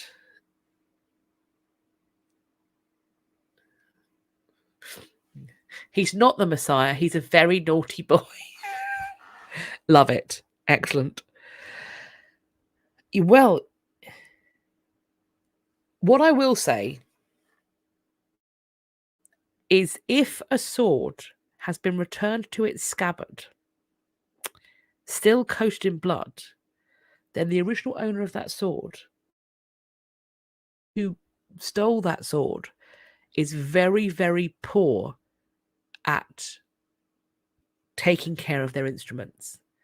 You clean a weapon before it goes back, and that would be beyond the pale. But if it could, that would be very interesting. Look at his lovely, happy face. Bless him. And I understand why he is so happy. His picture just made me feel so glad. A Norwegian man needed a hobby. What a great way to start the article. His new metal detector found a showy 1,500-year-old gold necklace. Look how chuffed he is. Bless him. His name is Erland Bore.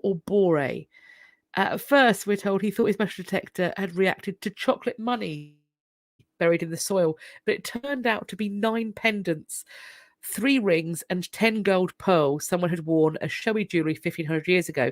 9 pendants, 3 rings, and 10 gold pearls, and a partridge in a pear tree. This is 51-year-old Erland Bore. I'm going to need Erland to drop his skincare regime because, my goodness, he must use an SPF religiously. He bought his first metal detector earlier this year to have a hobby after his doctor ordered him to get outside instead of sitting on the couch. Erland, I love you. Bless your heart. We are told that so much gold at the same time is extremely unusual. He began walking around this mountainous island with his metal detector. A statement issued by the university said he found some scrap, but later uncovered something that was completely unreal. Under Norwegian law, objects from before 1537 and coins older than 1650 are considered to be state property and must be handed in. This is like the Treasure Act that we have. These gold pendants, flat, thin, single-sided gold medals called bracteates, I think, date from around 500 CE. That's the so-called migration period in Norway. The pendants and gold pearls were part of a, quote, very showy necklace that had been made by skilled jewelers and was worn by some of society's most powerful. We are told that, quote, in Norway, no similar discovery has been made since the 19th century. And it's also a very unusual discovery in a Scandinavian context. He said we are told the symbols on the pendants usually show the Norse god Odin healing the sick horse of his son. On the Renasi ones, the horse's tongue hangs out on the gold pendants, and its slumped posture and twisted legs show that it's injured. Bracteates. Thank you, Marianne. The horse symbol represented illness and distress, but at the same time, hope for healing and new life. The plan is to exhibit the find at the Archaeological Museum in Stavanger, which is just 300 kilometres or 200 miles southwest of Oslo. Let's just take a little moment. Look how pleased he is. I just want to answer his little troops. Bless him. It's an odd feeling to have for a 51-year-old man, but also, is there a portrait of him aging in an attic? What is going on with that man's skincare regime? Jealous. I'm not showing the picture of this because it's human remains, but it is beautiful. So check it out, I guess. A nose ring made from human bone has been found. This is at the Maya city of Palenque, which translates to flat place river.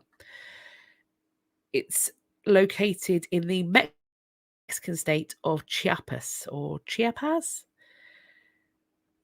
Excavations of House C, which is part of a palace complex, led to the discovery of a ritual deposit containing the nose ring made from human bones. It's made from part of a human distal tibia, which forms the bony structure of the ankle joint. It's engraved.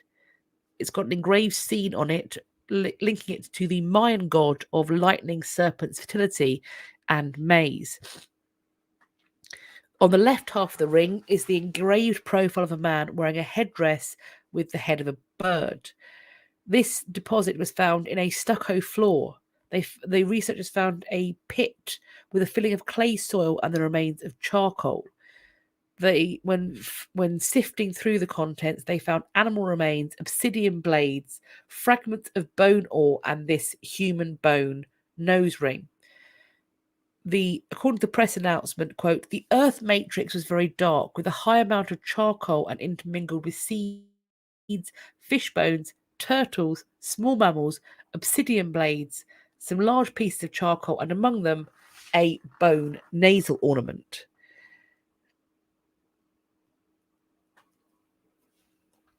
Yeah. Ankle bones again. That feels like a choice.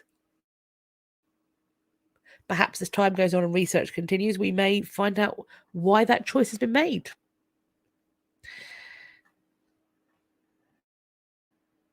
Now, this is really cool, but I've got to be honest, if I was part of like an archaeological dig and I uncovered this, you could not catch me. I would run.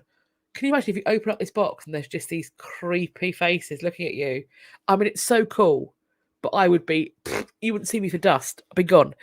This is archaeologists from the Templo Mayor project and the National Institute of Anthropology and History have found anthropomorphic figurines placed as an offering in Mexico City. I mean, just imagine me, a bag of ankle bones running away from right. The image on the right hand side. Just imagine you open up that box and those faces looking up at you. Just for a second, just put yourself in the positions. I would be so gone.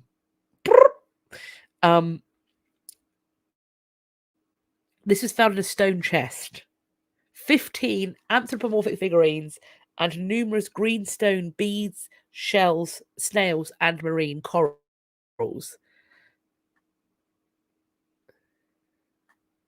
These are in the Mezcala style, which is a Mesoamerican culture that emerged in the middle and late pre-classic period within Mesoamerican chronology. Quote, the figurines were already true relics, some of them more than 1,000 years old, and presumably they served as cult effigies. The chest was found in context of a stage IVA of the Templo Mayor, which dates from the rule of Moctezuma between AD 1440 and 1469. Also in the chest, 186 objects placed as offerings, such as rattlesnake-shaped earrings, 137 beads made from various green stones, and 1,942 objects made from shells, snails, and corals.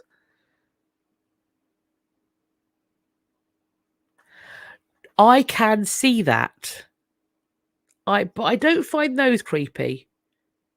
Maybe it's because it's the smallness. It's the fact that I feel like they might jump out and follow me home. I don't like it. Do you know what? I probably would go back and poke that bear. Probably would, but I'm not. I would be frightened when it first happened.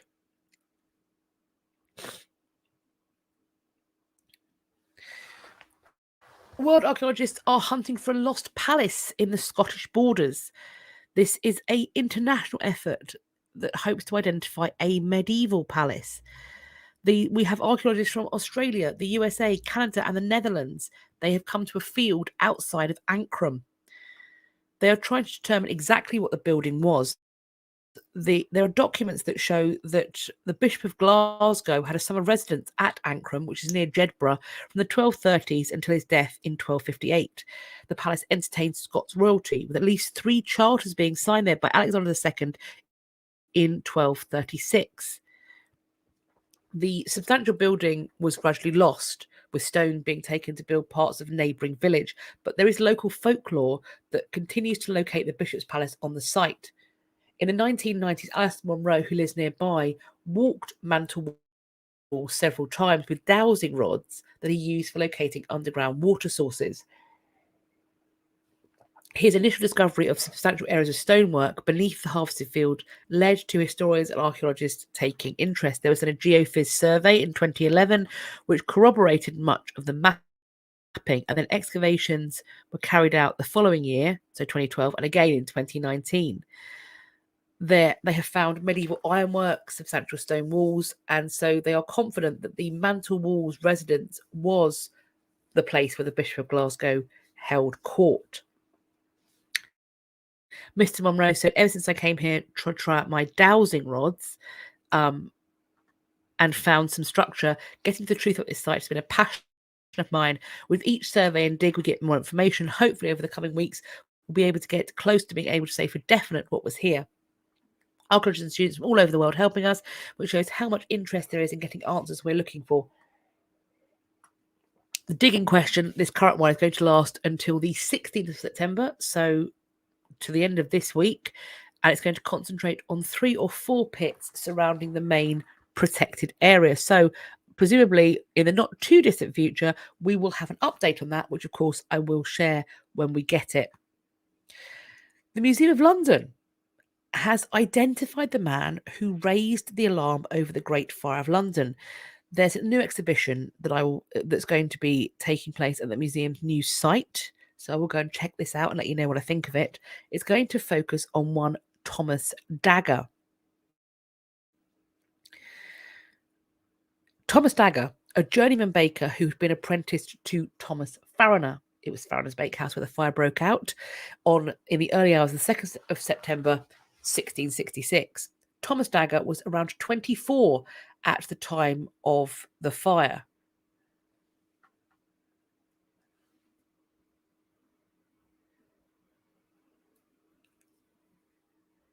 A question that I don't know the answer to. I know that people use dowsing rods to find water. I don't know how they work. I don't know if they're woo-woo or not woo-woo. Are they woo-woo? We found it.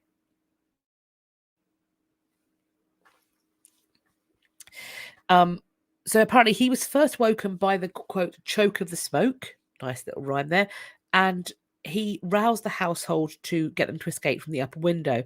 So his employer and Farriner's daughter. Dagger's name has not been associated until fairly recently.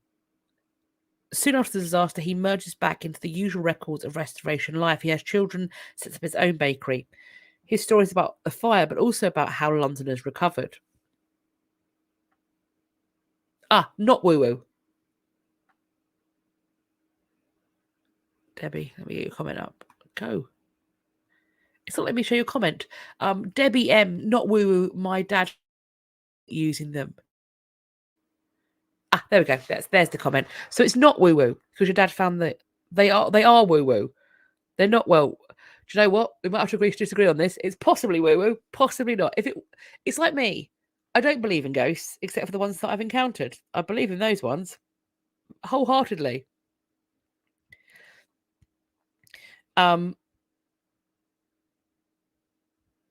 I don't know how they work, so I'm not going to comment.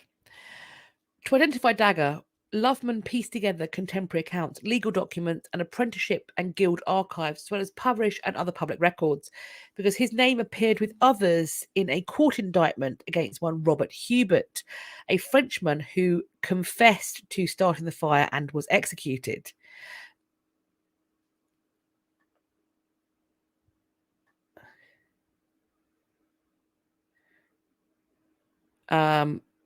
So I have made a video on Robert Hubert. He did not start the fire of London, and he was clearly mentally very unwell. Sadly, he was a victim. We are told that, quote, we can be pretty confident that Thomas Dagger was in the Fariner household on the night of the fire, that they've got a source that seems to be credible that he was the person who first woke up. So if we're looking for someone who discovered the fire of London, it's here.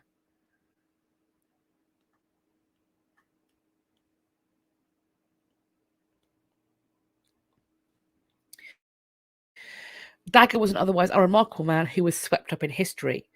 We are told that ordinary people should be remembered. I wholeheartedly agree. We shouldn't just have the names of really famous people.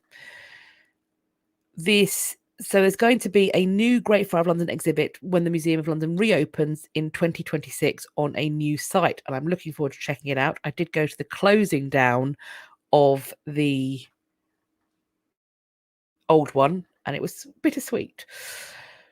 Quote, it's obviously a real story that really captures their imagination and sparks a love of history. We wanted to dig deeper into the research and make sure that the stories we're telling about it reflect the diversity of the population of London in the 17th century.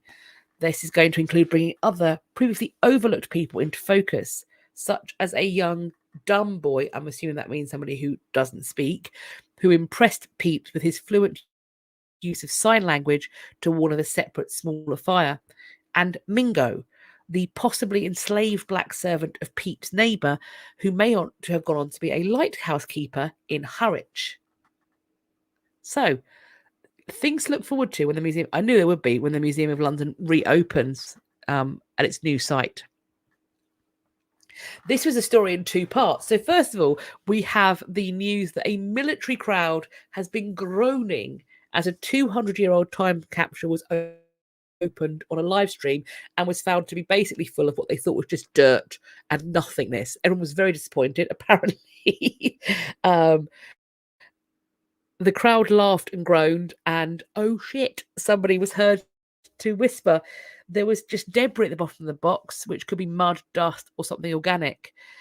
We are told they said, we wish there'd been more in the box. However, not long afterwards, when they did actually look at the contents and the detritus in the bottom, they found that actually there was something there. 6 silver American coins dating from 1795 to 1828 and a commemorative medal. This was discovered in the sediment of the box. Quote, when I first found these, I thought, man, it would have been great to have found these on stage. But before long, lo and behold, there's the edge of a coin sticking out. And I thought, well, that's okay. That's something. There's a start. So this is the West Point archaeologist Paul Hudson. He said that as he was disappointed by the underwhelming results of the live opening, but that it was probably best to extract the coins and the medal in a controlled setting anyway. So there are plans to analyze the sediment that was there for more clues about what else may have been inside. So presumably something did rot, but they still have these surviving things. So there was something in there. A nice little story of two halves there. Hi, Brooke. Welcome. An N.C. Wyeth painting. Now, I confess my ignorance. I'm not familiar with this artist at all, but a painting by them found at a thrift shop for $4 is expected to sell for around $250,000 at its Bonhams auction. This was found at a Savers in Manchester, New Hampshire. It was found in 2017. Bonham's auction house says that the artwork was actually an oil panel illustration by the artist Newell Converse Wyeth, father of the more famous Andrew Wyeth. I don't know how to pronounce the name. I apologise. It was one of 4 cover illustrations for the 1939 edition of the Helen Hunt Jackson novel Ramona. we see the novel's title character, half Scottish, half Native American orphan, living in South Carolina after the Mexican-American War, and her rigid, overbearing foster mother. The painting was signed in the upper left and in ink on a label affixed to the back of the frame. However, the thrift shop did not find any initial information through a quick internet search and simply hung it up in their bedroom for several years and then eventually stored it in a closet. It's a beautiful piece. In May of this year, the consignor posted an image of the paintings online in a Facebook group called Things Found on Walls after taking the work out while cleaning. The consignor was quickly directed to the Brandywine River Museum of Art in Pennsylvania. They then drove 3 hours to meet the painting's owner in Portsmouth to view the work in person. This Wyeth is an American artist who created more than 3,000 paintings and illustrated 112 books. I should know better who they are. Wyeth. So I apologise. I've never heard of this artist. That is absolutely my ignorance. The painting is believed to be most likely a gift from the publisher's Little Brown and Company to an editor or to the estate of the author. The auction house has given the painting an estimate of $150,000 to $250,000. It's going to be auctioned on September the 19th in Marlborough, Massachusetts. So when we do get a update on that, I shall let you know what it sold for in the end. More contemporary stuff about historical stuff. Contemporary about historical. We have Virginia's Fort A.P. Hill has been renamed Fort Walker in a push to remove Confederate symbols. So this was redesignated Fort Walker in a ceremony which took place on the eve of Women's Equality Day, and the person it's named after is really fascinating. This is not my period of history, but absolutely fascinating. We are told that the first black female, you call it a lieutenant, we call it a lieutenant. It's a lieutenant in America, right? The first black female Lieutenant General Nadia West, spoke at the ceremony and reflected on the significance of army installation names. Quote, recalling them serves to remind us, to challenge us, to inspire us, and even to unite us. It reminds us of who we are and why we do what we do. West, the former US Army Surgeon General and the first black woman to serve in that role, said Walker revealed possibilities and provided hope in her journey to become an army doctor. Quote, I know if there was no Dr. Walker, there would have been no Dr. West, plain and simple. She blazed a trail that I and thousands of others have been following over a century later. Although Walker was a civilian and never a commissioned officer in the military, she received a Medal of Honor from President Andrew Johnson for her service in November of 1865, according to a US Army release. She is the only woman in US history to receive this honor per the US Department of Defense. Walker worked, we are told, as an unpaid volunteer in Virginia during the Civil War. After she originally applied to be an army surgeon, but she was rejected on account of, being a woman. Major General George H. Thomas appointed Walker as an assistant surgeon in the army in September 1863. We are told that Walker was, quote, devoted to duty and committed to caring for soldiers. The new installation names were recommended by a naming commission set up by the US Department of Defense, and this process was completed in January. The issue of army base names gained attention after protests following the murder of George Floyd, which identified Confederate statues and bases as an extension of systemic racism, according to the DoD, which mandated that all 9 installations be renamed by the end of 2023. And I had never heard of Walker, but I'm glad that I know about her now. How cool is she? How cool is she? I think that's fascinating. It's in honor of Dr. Mary E. Walker, who treated wounded Union soldiers at field hospitals throughout the Civil War. Dr. Mary E. Walker. It is a name that we should remember, and rightly, it's going to be because the fort's been renamed. More contemporary stuff. I have issues. I have questions. I have queries about this. For the right price, guests at a luxury retreat in Egypt can help, my inverted commas, archaeologists hunt for Cleopatra's long-lost tomb. So, thoughts on this, friends? If you can fork over at least £11,950, which is around $15,365, you can spend a day, singular, tracing the work of archaeologist Kathleen Martinez on her hunt for Cleopatra and Mark Antony's long-lost tomb.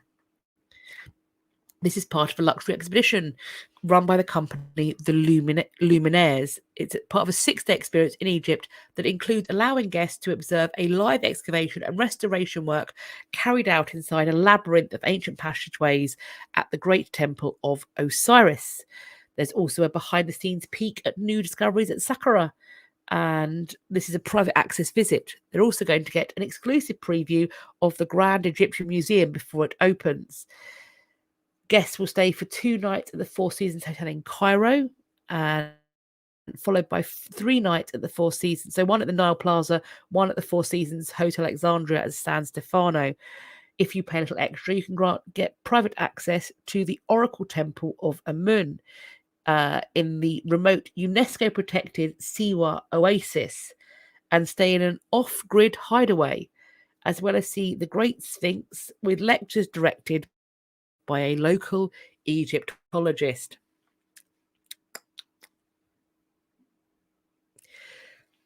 I just feel like having a bunch of very wealthy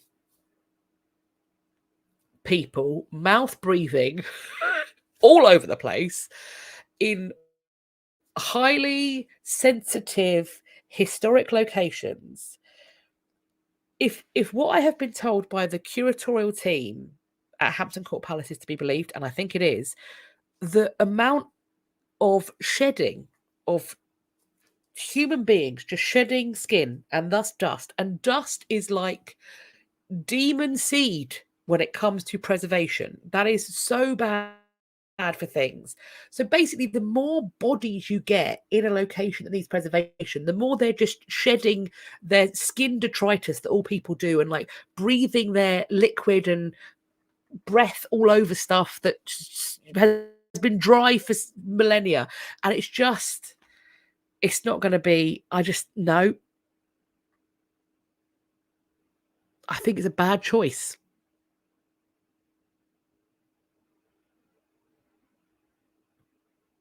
I mean, we'll be thankful for small mercies. We'll be thankful for very small mercies.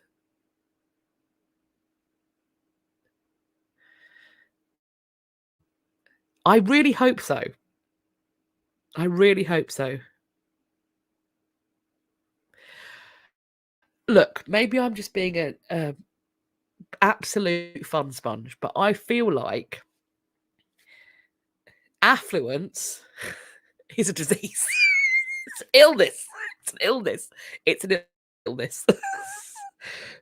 Oh, yeah. We need background checks, because the fact that you can fork over £11,000, nearly £12,000 for a day trip, the fact that you can do that, I'm going to need a background check. I'm going to need a psych eval.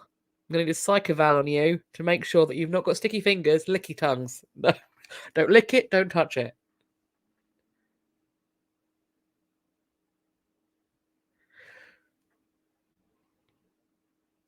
Mm.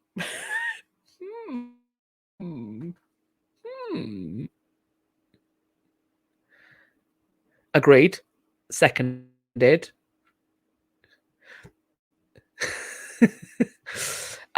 Yes, the disease of affluence. But I think it rots your morality.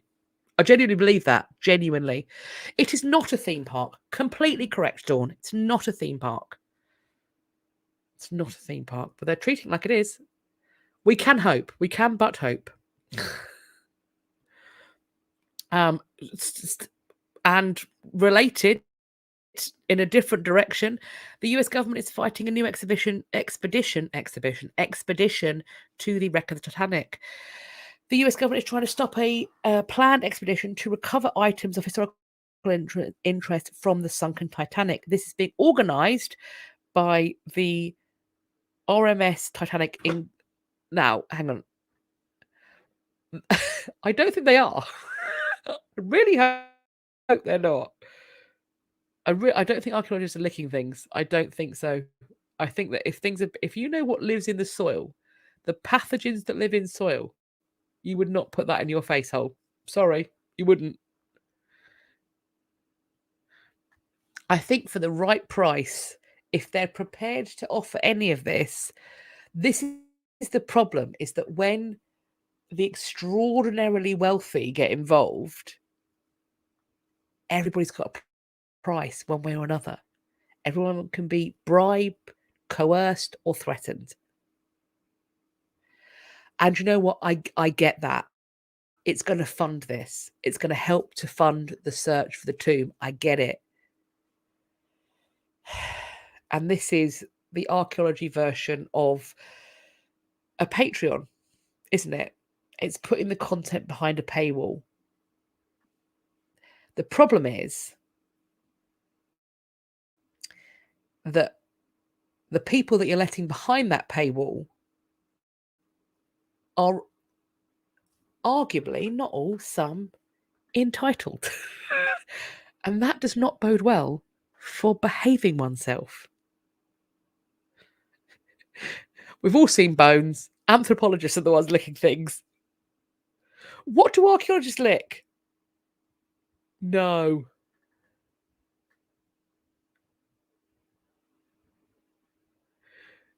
Creepy CP Pete was not an archaeologist. I don't know what he was, but no. They participation in a dig, and you were taught to lick stuff to see if it was bone or rock. My soul just left my body. My soul just left my body. From the earth. From the earth.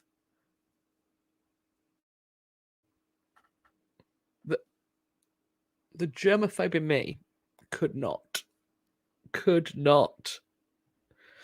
Okay, so the RMS Titanic Incorporated is a Georgia-based firm that somehow owns the salvage rights to the world's most famous shipwreck. Because once again, I'm sure money talks. This company exhibits artifacts that have been recovered from the wreck site. They've got silverware to a piece of the Titanic's hull.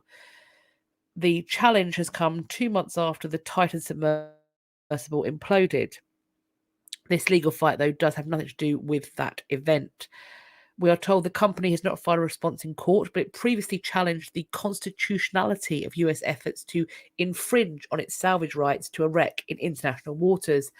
The firm has argued that the court in Norfolk has jurisdiction and points to centuries of precedent in maritime law.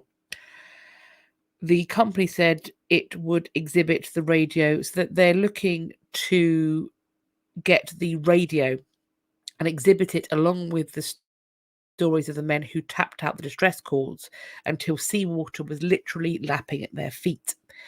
In May 2020, US District Judge Rebecca Beach Smith gave RMST permission, writing the radio is historically and culturally important and could soon be lost to decay. Smith wrote, the recovered telegraph would contribute to the legacy left by the indelible loss of the Titanic, those who survived and those who gave their life in the sinking. A few weeks later, the US government filed an official legal challenge against the expedition, which never happened. The firm indefinitely delayed its plans in early 2021 because of complications wrought by the Titanic.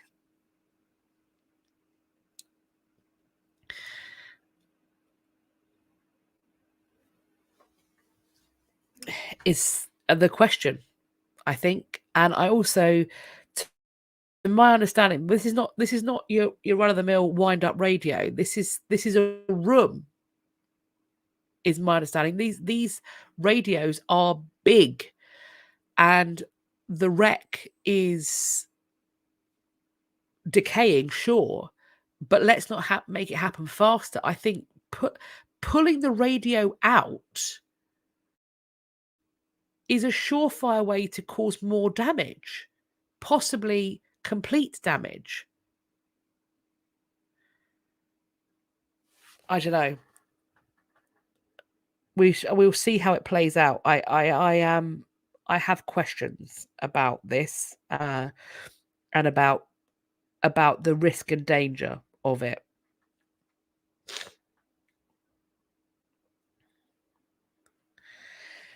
Some more experimental archaeology. I reckon this is an interview with this really interesting lady, so I recommend checking out this web page, this news article, if you are interested in experimental archaeologists. Because here we have Dr. Teresa Emmerich Camper, who is an experimental archaeologist who tested out Stone Age living on the Thames.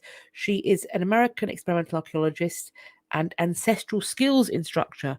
She paddled the River Thames in cowskin canoes to gain insight into Stone Age living. So if you're interested by that, as I am, I recommend checking out the full interview because it's fascinating. Back to Egypt. The Egyptian government is accused of demolishing historic tombs and cultural centres in an effort to modernise Cairo. We are told that residents of Cairo's working class neighbourhoods have watched as their homes, green spaces, archaeological sites, and beloved cultural spaces are wiped from the face of the city as part of the government's plans to modernise. Ancient tombs and cemeteries are being levelled to make way for new developments and roadways. The banks of the Nile are overly peppered with fast food restaurants, cafes, and military owned gas stations. Trees and public gardens have been raised, according to the Times, often with little consideration to the environmental consequences of doing so. Local accounts have said that some Cairo residents fear that new highways that are planned to alleviate congestion, along with newly built high-rise apartment buildings, will destroy much of the city's history and will displace those who have lived in Cairo for generations.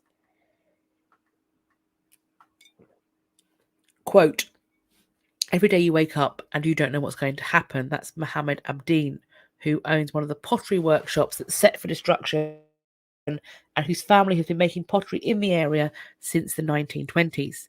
The modernisation plan includes the new National Museum of Egyptian Civilization, the construction of which saw working class neighbourhoods near Darb demolished, and also the $59 billion new capital, which will be reachable via high-speed trains and framed by a network of pristine roads. Quote, "If you were being invaded, all what you'd care about is your monuments, your trees, your history, your culture," Mamdouh Sakher, an architect and urbanist, told the Times. And now it's all being destroyed without any reason, without any explanation, without any need.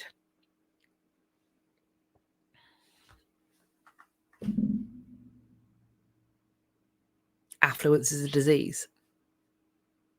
And the aspiration for affluence is also a disease.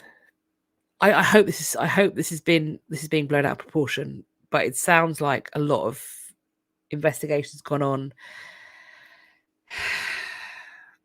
Oh dear, oh dear. Talking about money, the V&A in Dundee has finally erased all mention of the opioid-linked Sackler family. I'm sure that this is going to be absolutely not news to any of you who have been looking at this sort of stuff. The Sacklers were connected to Purdue, which last year agreed to pay up to $6 billion to settle thousands of lawsuits in a deal dealing with essentially people who are victims of the opioid crisis. We are told the name was once ubiquitous in galleries and universities, from the Sackler wing at the Metropolitan Museum of New York to the Sackler escalator at the Tate Modern. It has just been expunged. There is a Sackler family stained glass window at Westminster Abbey, but the Abbey's website notes, quote, with sadness, the suffering caused in the USA by opioid addiction, projects at the Abbey are no longer supported by charitable trusts associated with the Sackler family. The artist and activist Nan Goldin said, "The V&A has been the last bastion of holdouts in terms of those supporting the Sacklers. This latest move by V&A Dundee has been welcomed by the Scottish Drugs Forum." Kirsten Horsburgh, chief executive of the forum, said the celebration of the Sackler bequest was inappropriate, and the V&A, by this action, have acknowledged that. We welcome that, of course. Scotland and the city of Dundee specifically has seen untold damage caused by drugs as a result of the war on people who use drugs. Sadly, that approach and attitude continues across the country. A spokesperson for V&A Dundee said, quote, along with many other cultural organisations in the UK and abroad, V&A Dundee has removed signage relating to the Sackler Trust. It was agreed by V&A Dundee's board to remove the final pieces of Sackler Trust crediting in August 2023. Now, there was some suggestion that I put this in Ding Dong, and maybe I should have, and maybe I will change my mind on this, but I've put it in New News. A climate activist who slathered pink paint over a painting at the National Gallery of Canada and then glued himself to the floor. There have, of course, been other events similar to this in relation to the climate emergency. I am sitting on the fence on this one because, on the one hand, obviously, I'm not keen on the defacing of priceless artworks and our cultural heritage. On the other hand, it is baffling to me as I sit here with a fan at my feet in September, roasting alive in a volcanic anomaly of the North Atlantic, and we are seeing terrifying weather events across the world: fires, floods, storms, zootropic illnesses. It is baffling to me that we are not globally taking the climate more seriously. What I will say is, to my knowledge, and I'm happy to alter my judgment on this, to my knowledge, every piece of art that has been affected or attacked in this way by these groups has had a protective coating over it. Now, I don't know if they knew that their protest would not cause damage, but in every instant, it has not caused lasting damage. Does that make it better? I don't know.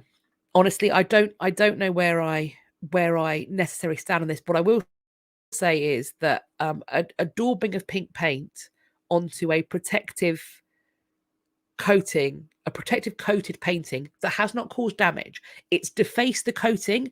The painting itself is undamaged, and then gluing oneself to the floor.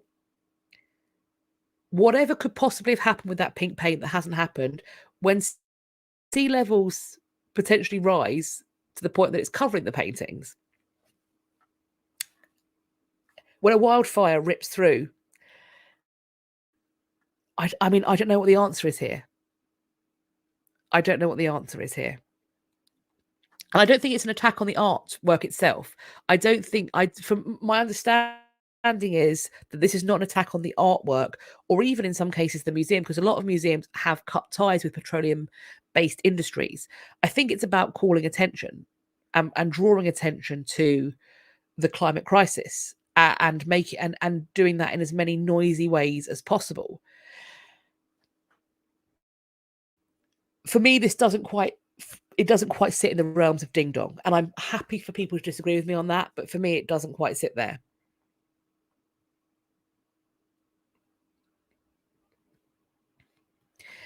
Yeah, I mean, I don't know. This is why I'm fence sitting on this.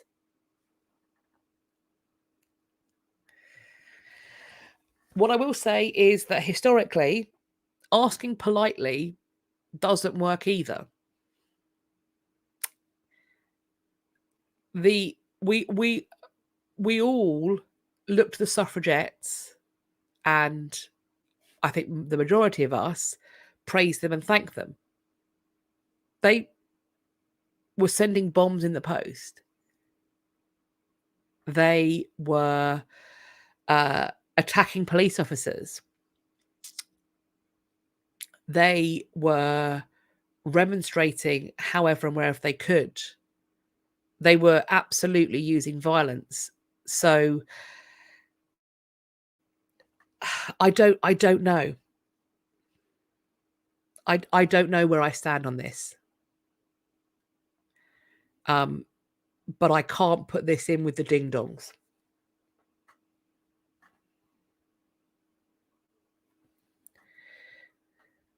So the work in question, let me just pull it up.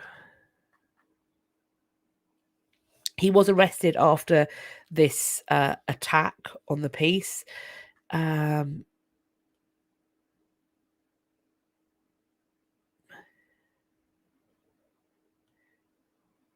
Targeting works of art, we're told, is a tactic denounced by many art world authorities. I understand that fully. Quote, attacks on works of art cannot be justified whether the motivations are political, religious, or cultural. Such protests are misdirected and the ends do not justify the means. Activists maintain that such disruptive activities are necessary due to their ability to attract widespread media attention, as opposed to petitions and direct outreach to public officials. That does not get the coverage that we absolutely need to succeed as a project, onto Ottawa spokesperson Laura Sullivan told Art News, noting that the pink paint tossed at the Thompson painting was washable. To date, 12 members of the activist group have been arrested at protests, which are set to continue over the next week and a half. The National Gallery called the incident unfortunate, but declined to comment further due to ongoing police investigation.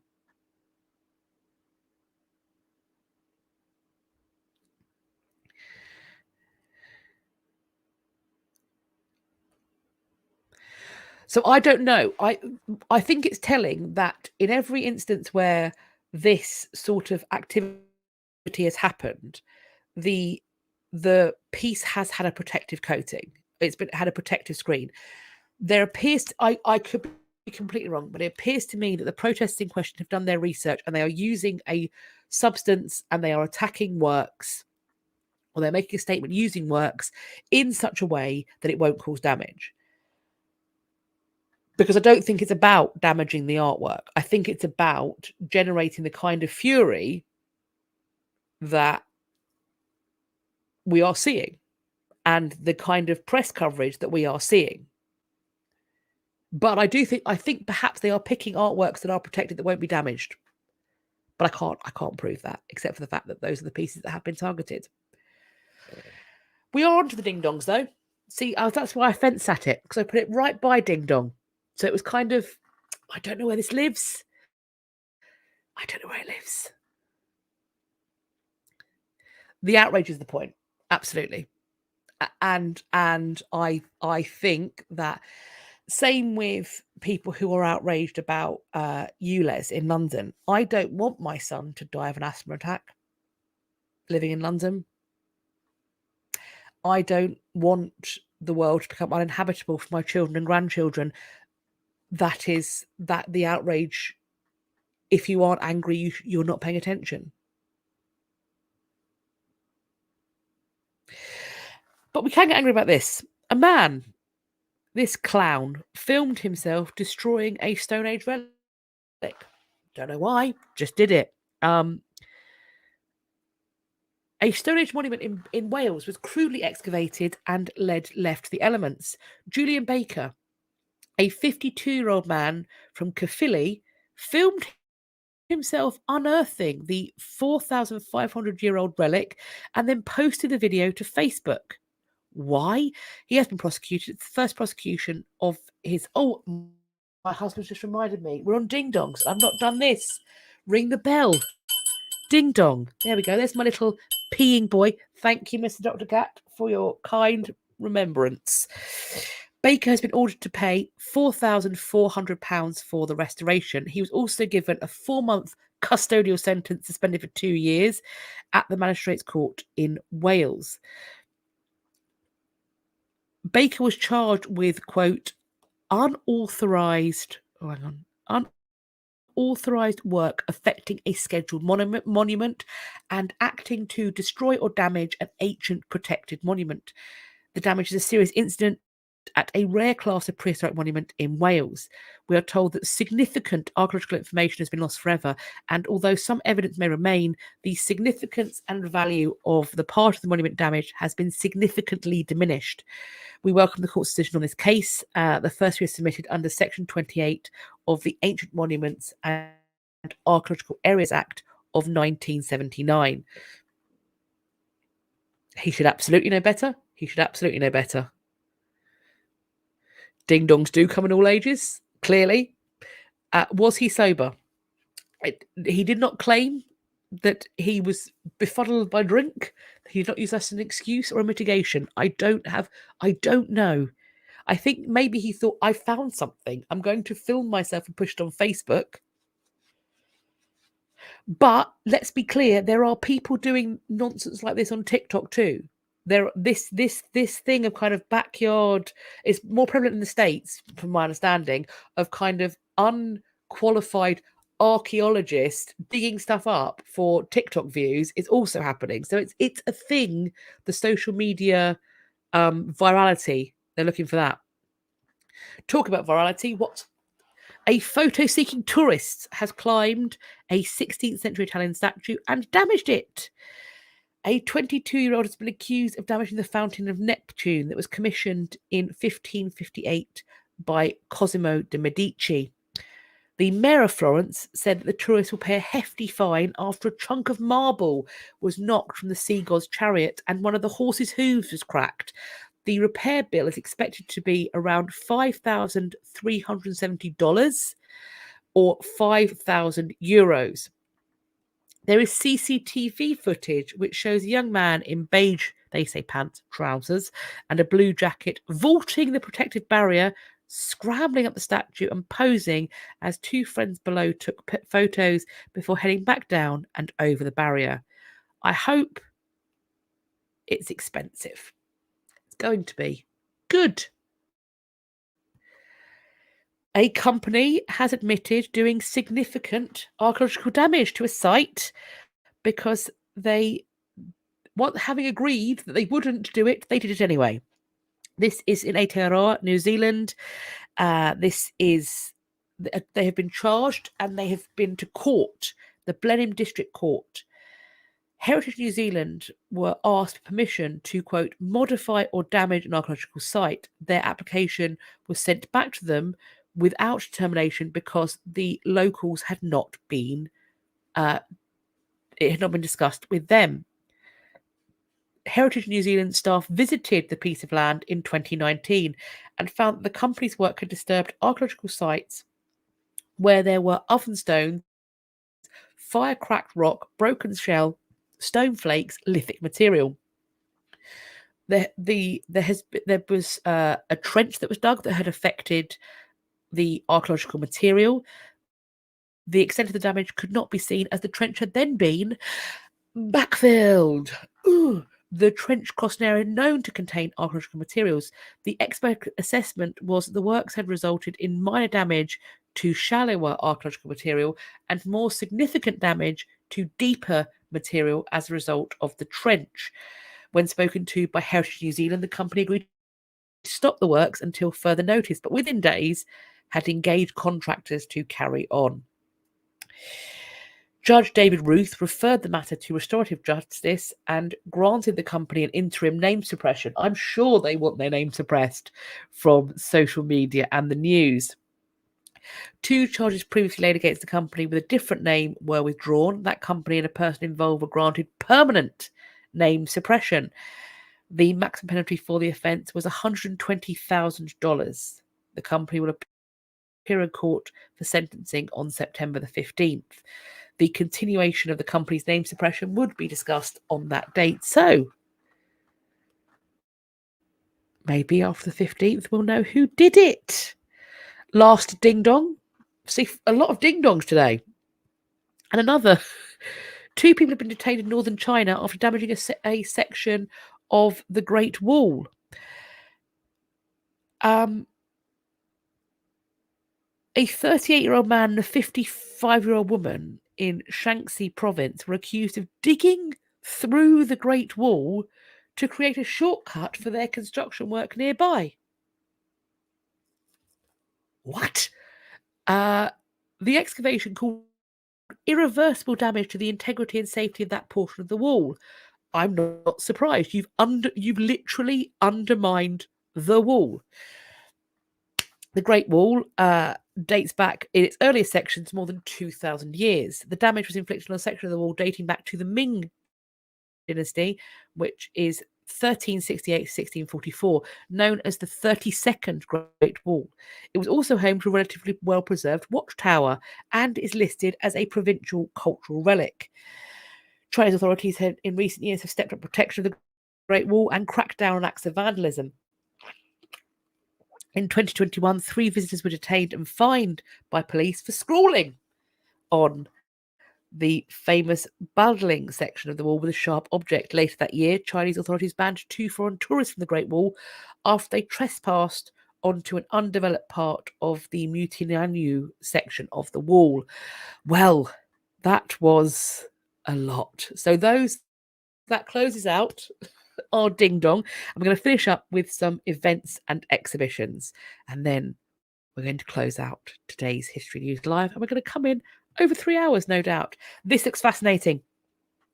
So this is the Fitzwilliam Museum in Cambridge. The exhibition is called Black Atlantic: Power, People and Resistance.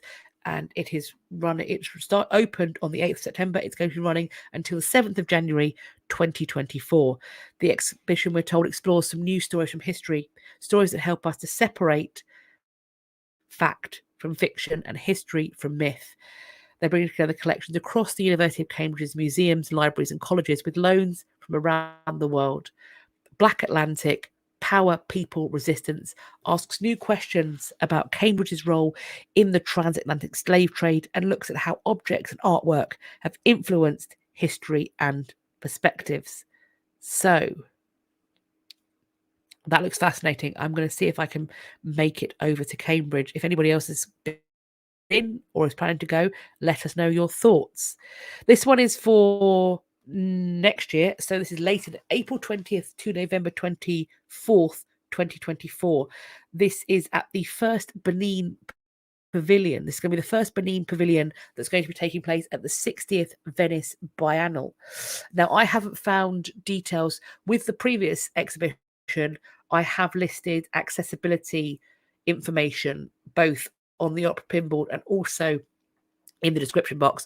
I haven't done this for this because I can't find the information yet. I'm assuming and I hope that when we get close to the exhibition, this will all be listed and I will be able to chuck it in again when it opens. So this is the pavilion is going to feature, we're told, work by 4 contemporary Beninese artists. So it's going to look pretty fun, I think. So as and when I learn more, I shall let you know. Also coming in 2024, we have in London, this is going to be in Islington, 28 Pennington Street, a new anti-apartheid museum will be opening. So that looks fascinating. And I believe if you go to the links in the website, they are looking for help with fundraising to get this museum open. So if you have the spare money and you're keen to help support a new small local museum in Islington dealing with really important stories, really important legacies, then please do check out those links. Again, no accessibility information because the museum hasn't opened yet, so we don't know about what they're going to have for that. I do have accessibility information for this one. This is happening in Madrid. Picasso, The Sacred and the Profane, which is running from October, the 4th of October this year, to the 14th of January 2024. There's going to be around 30 paintings shown in 3 galleries across the first floor. The works by Picasso from the museum's collection and various loans as well. And there's also going to be looking to establish dialogues with paintings by El Greco, Rubens, Zurbarán, Van der Hamen, Delacroix and Goya. So really interesting conversational pieces between the artworks going on there. Definitely worth checking out if you can be in Madrid. Staying in Europe, but hopping over to Antwerp, we have got Turning Heads, Bruegel, Rubens and Rembrandt. This is a temporary exhibition in Antwerp, and it is running from the 20th of October 2023 to the 21st of January 2024. Again, accessibility information is listed, so if you are about, if you're going to check it out, do let us know what you think. We have, this is Head Hair and Body Hair. This is in Paris and it's running it opened on the 5th of April and it's closing very, very soon. It's closing on the 17th of September. So if you are in Paris, now is your time to go because it's about to run out. This is an exhibition exploring some 600 works from the 15th century to the contemporary era, and its themes inherent in the history of hairstyles, but also questions related to facial and body hair. We are told the trades and skills of yesterday and today are highlighted through a variety of iconic figures. So that looks really interesting. If you are in Paris and you do get a chance to see it in the next 7 days, please let me know what you think. Last but by no means least, this is something that's happening, but also a website that I have talked about before that I want to draw your attention to once again. This is www.ianvisit.co.uk.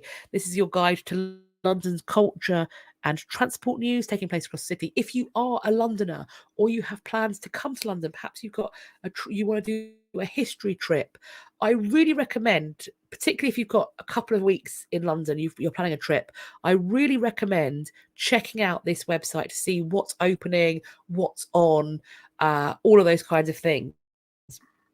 This one I hadn't seen reported anywhere else.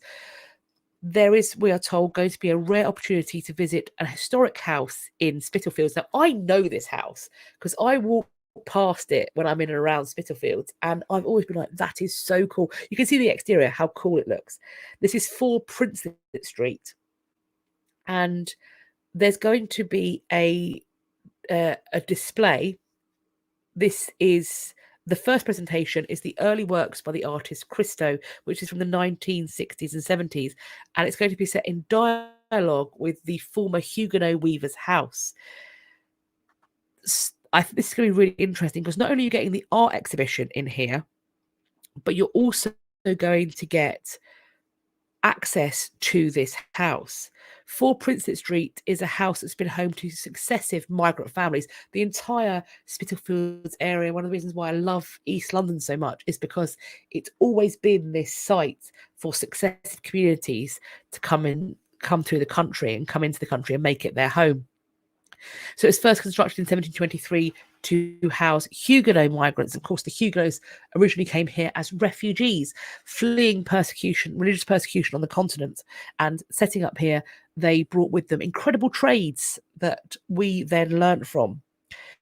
They were the UK's first refugees, as it points out. The area has since welcomed Irish linen workers, Eastern European Jews, Jews from the Netherlands, and the most recent members of Spitalfield's large Bangladeshi community, which is why when you go down Brick Lane, which is not far, you can get some incredible curry.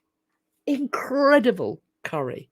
If you are planning a trip to London, go down Brick Lane, turn up 6 o'clock, 7 o'clock. There'll be guys outside the various restaurants and they will strike you a deal.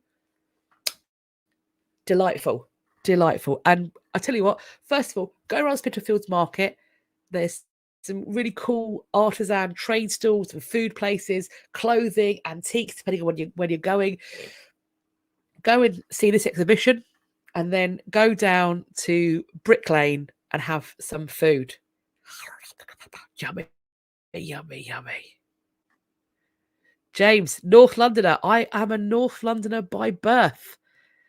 I was in fact born in Barnet General, so I am, and as was my son, but I am an East London transplant by choice. So that's what I have for you, friends. I hope you have enjoyed this history news. We got a little bit contentious. Yes, Brick Lane is amazing, as well as the cool restaurants. They also have all sorts of things, cool markets. The Truman Breweries normally has something pretty cool, exhibitions, performances, marketplaces. They have wedding fairs. It's very fun. East London is the hip happening place to be. Love it.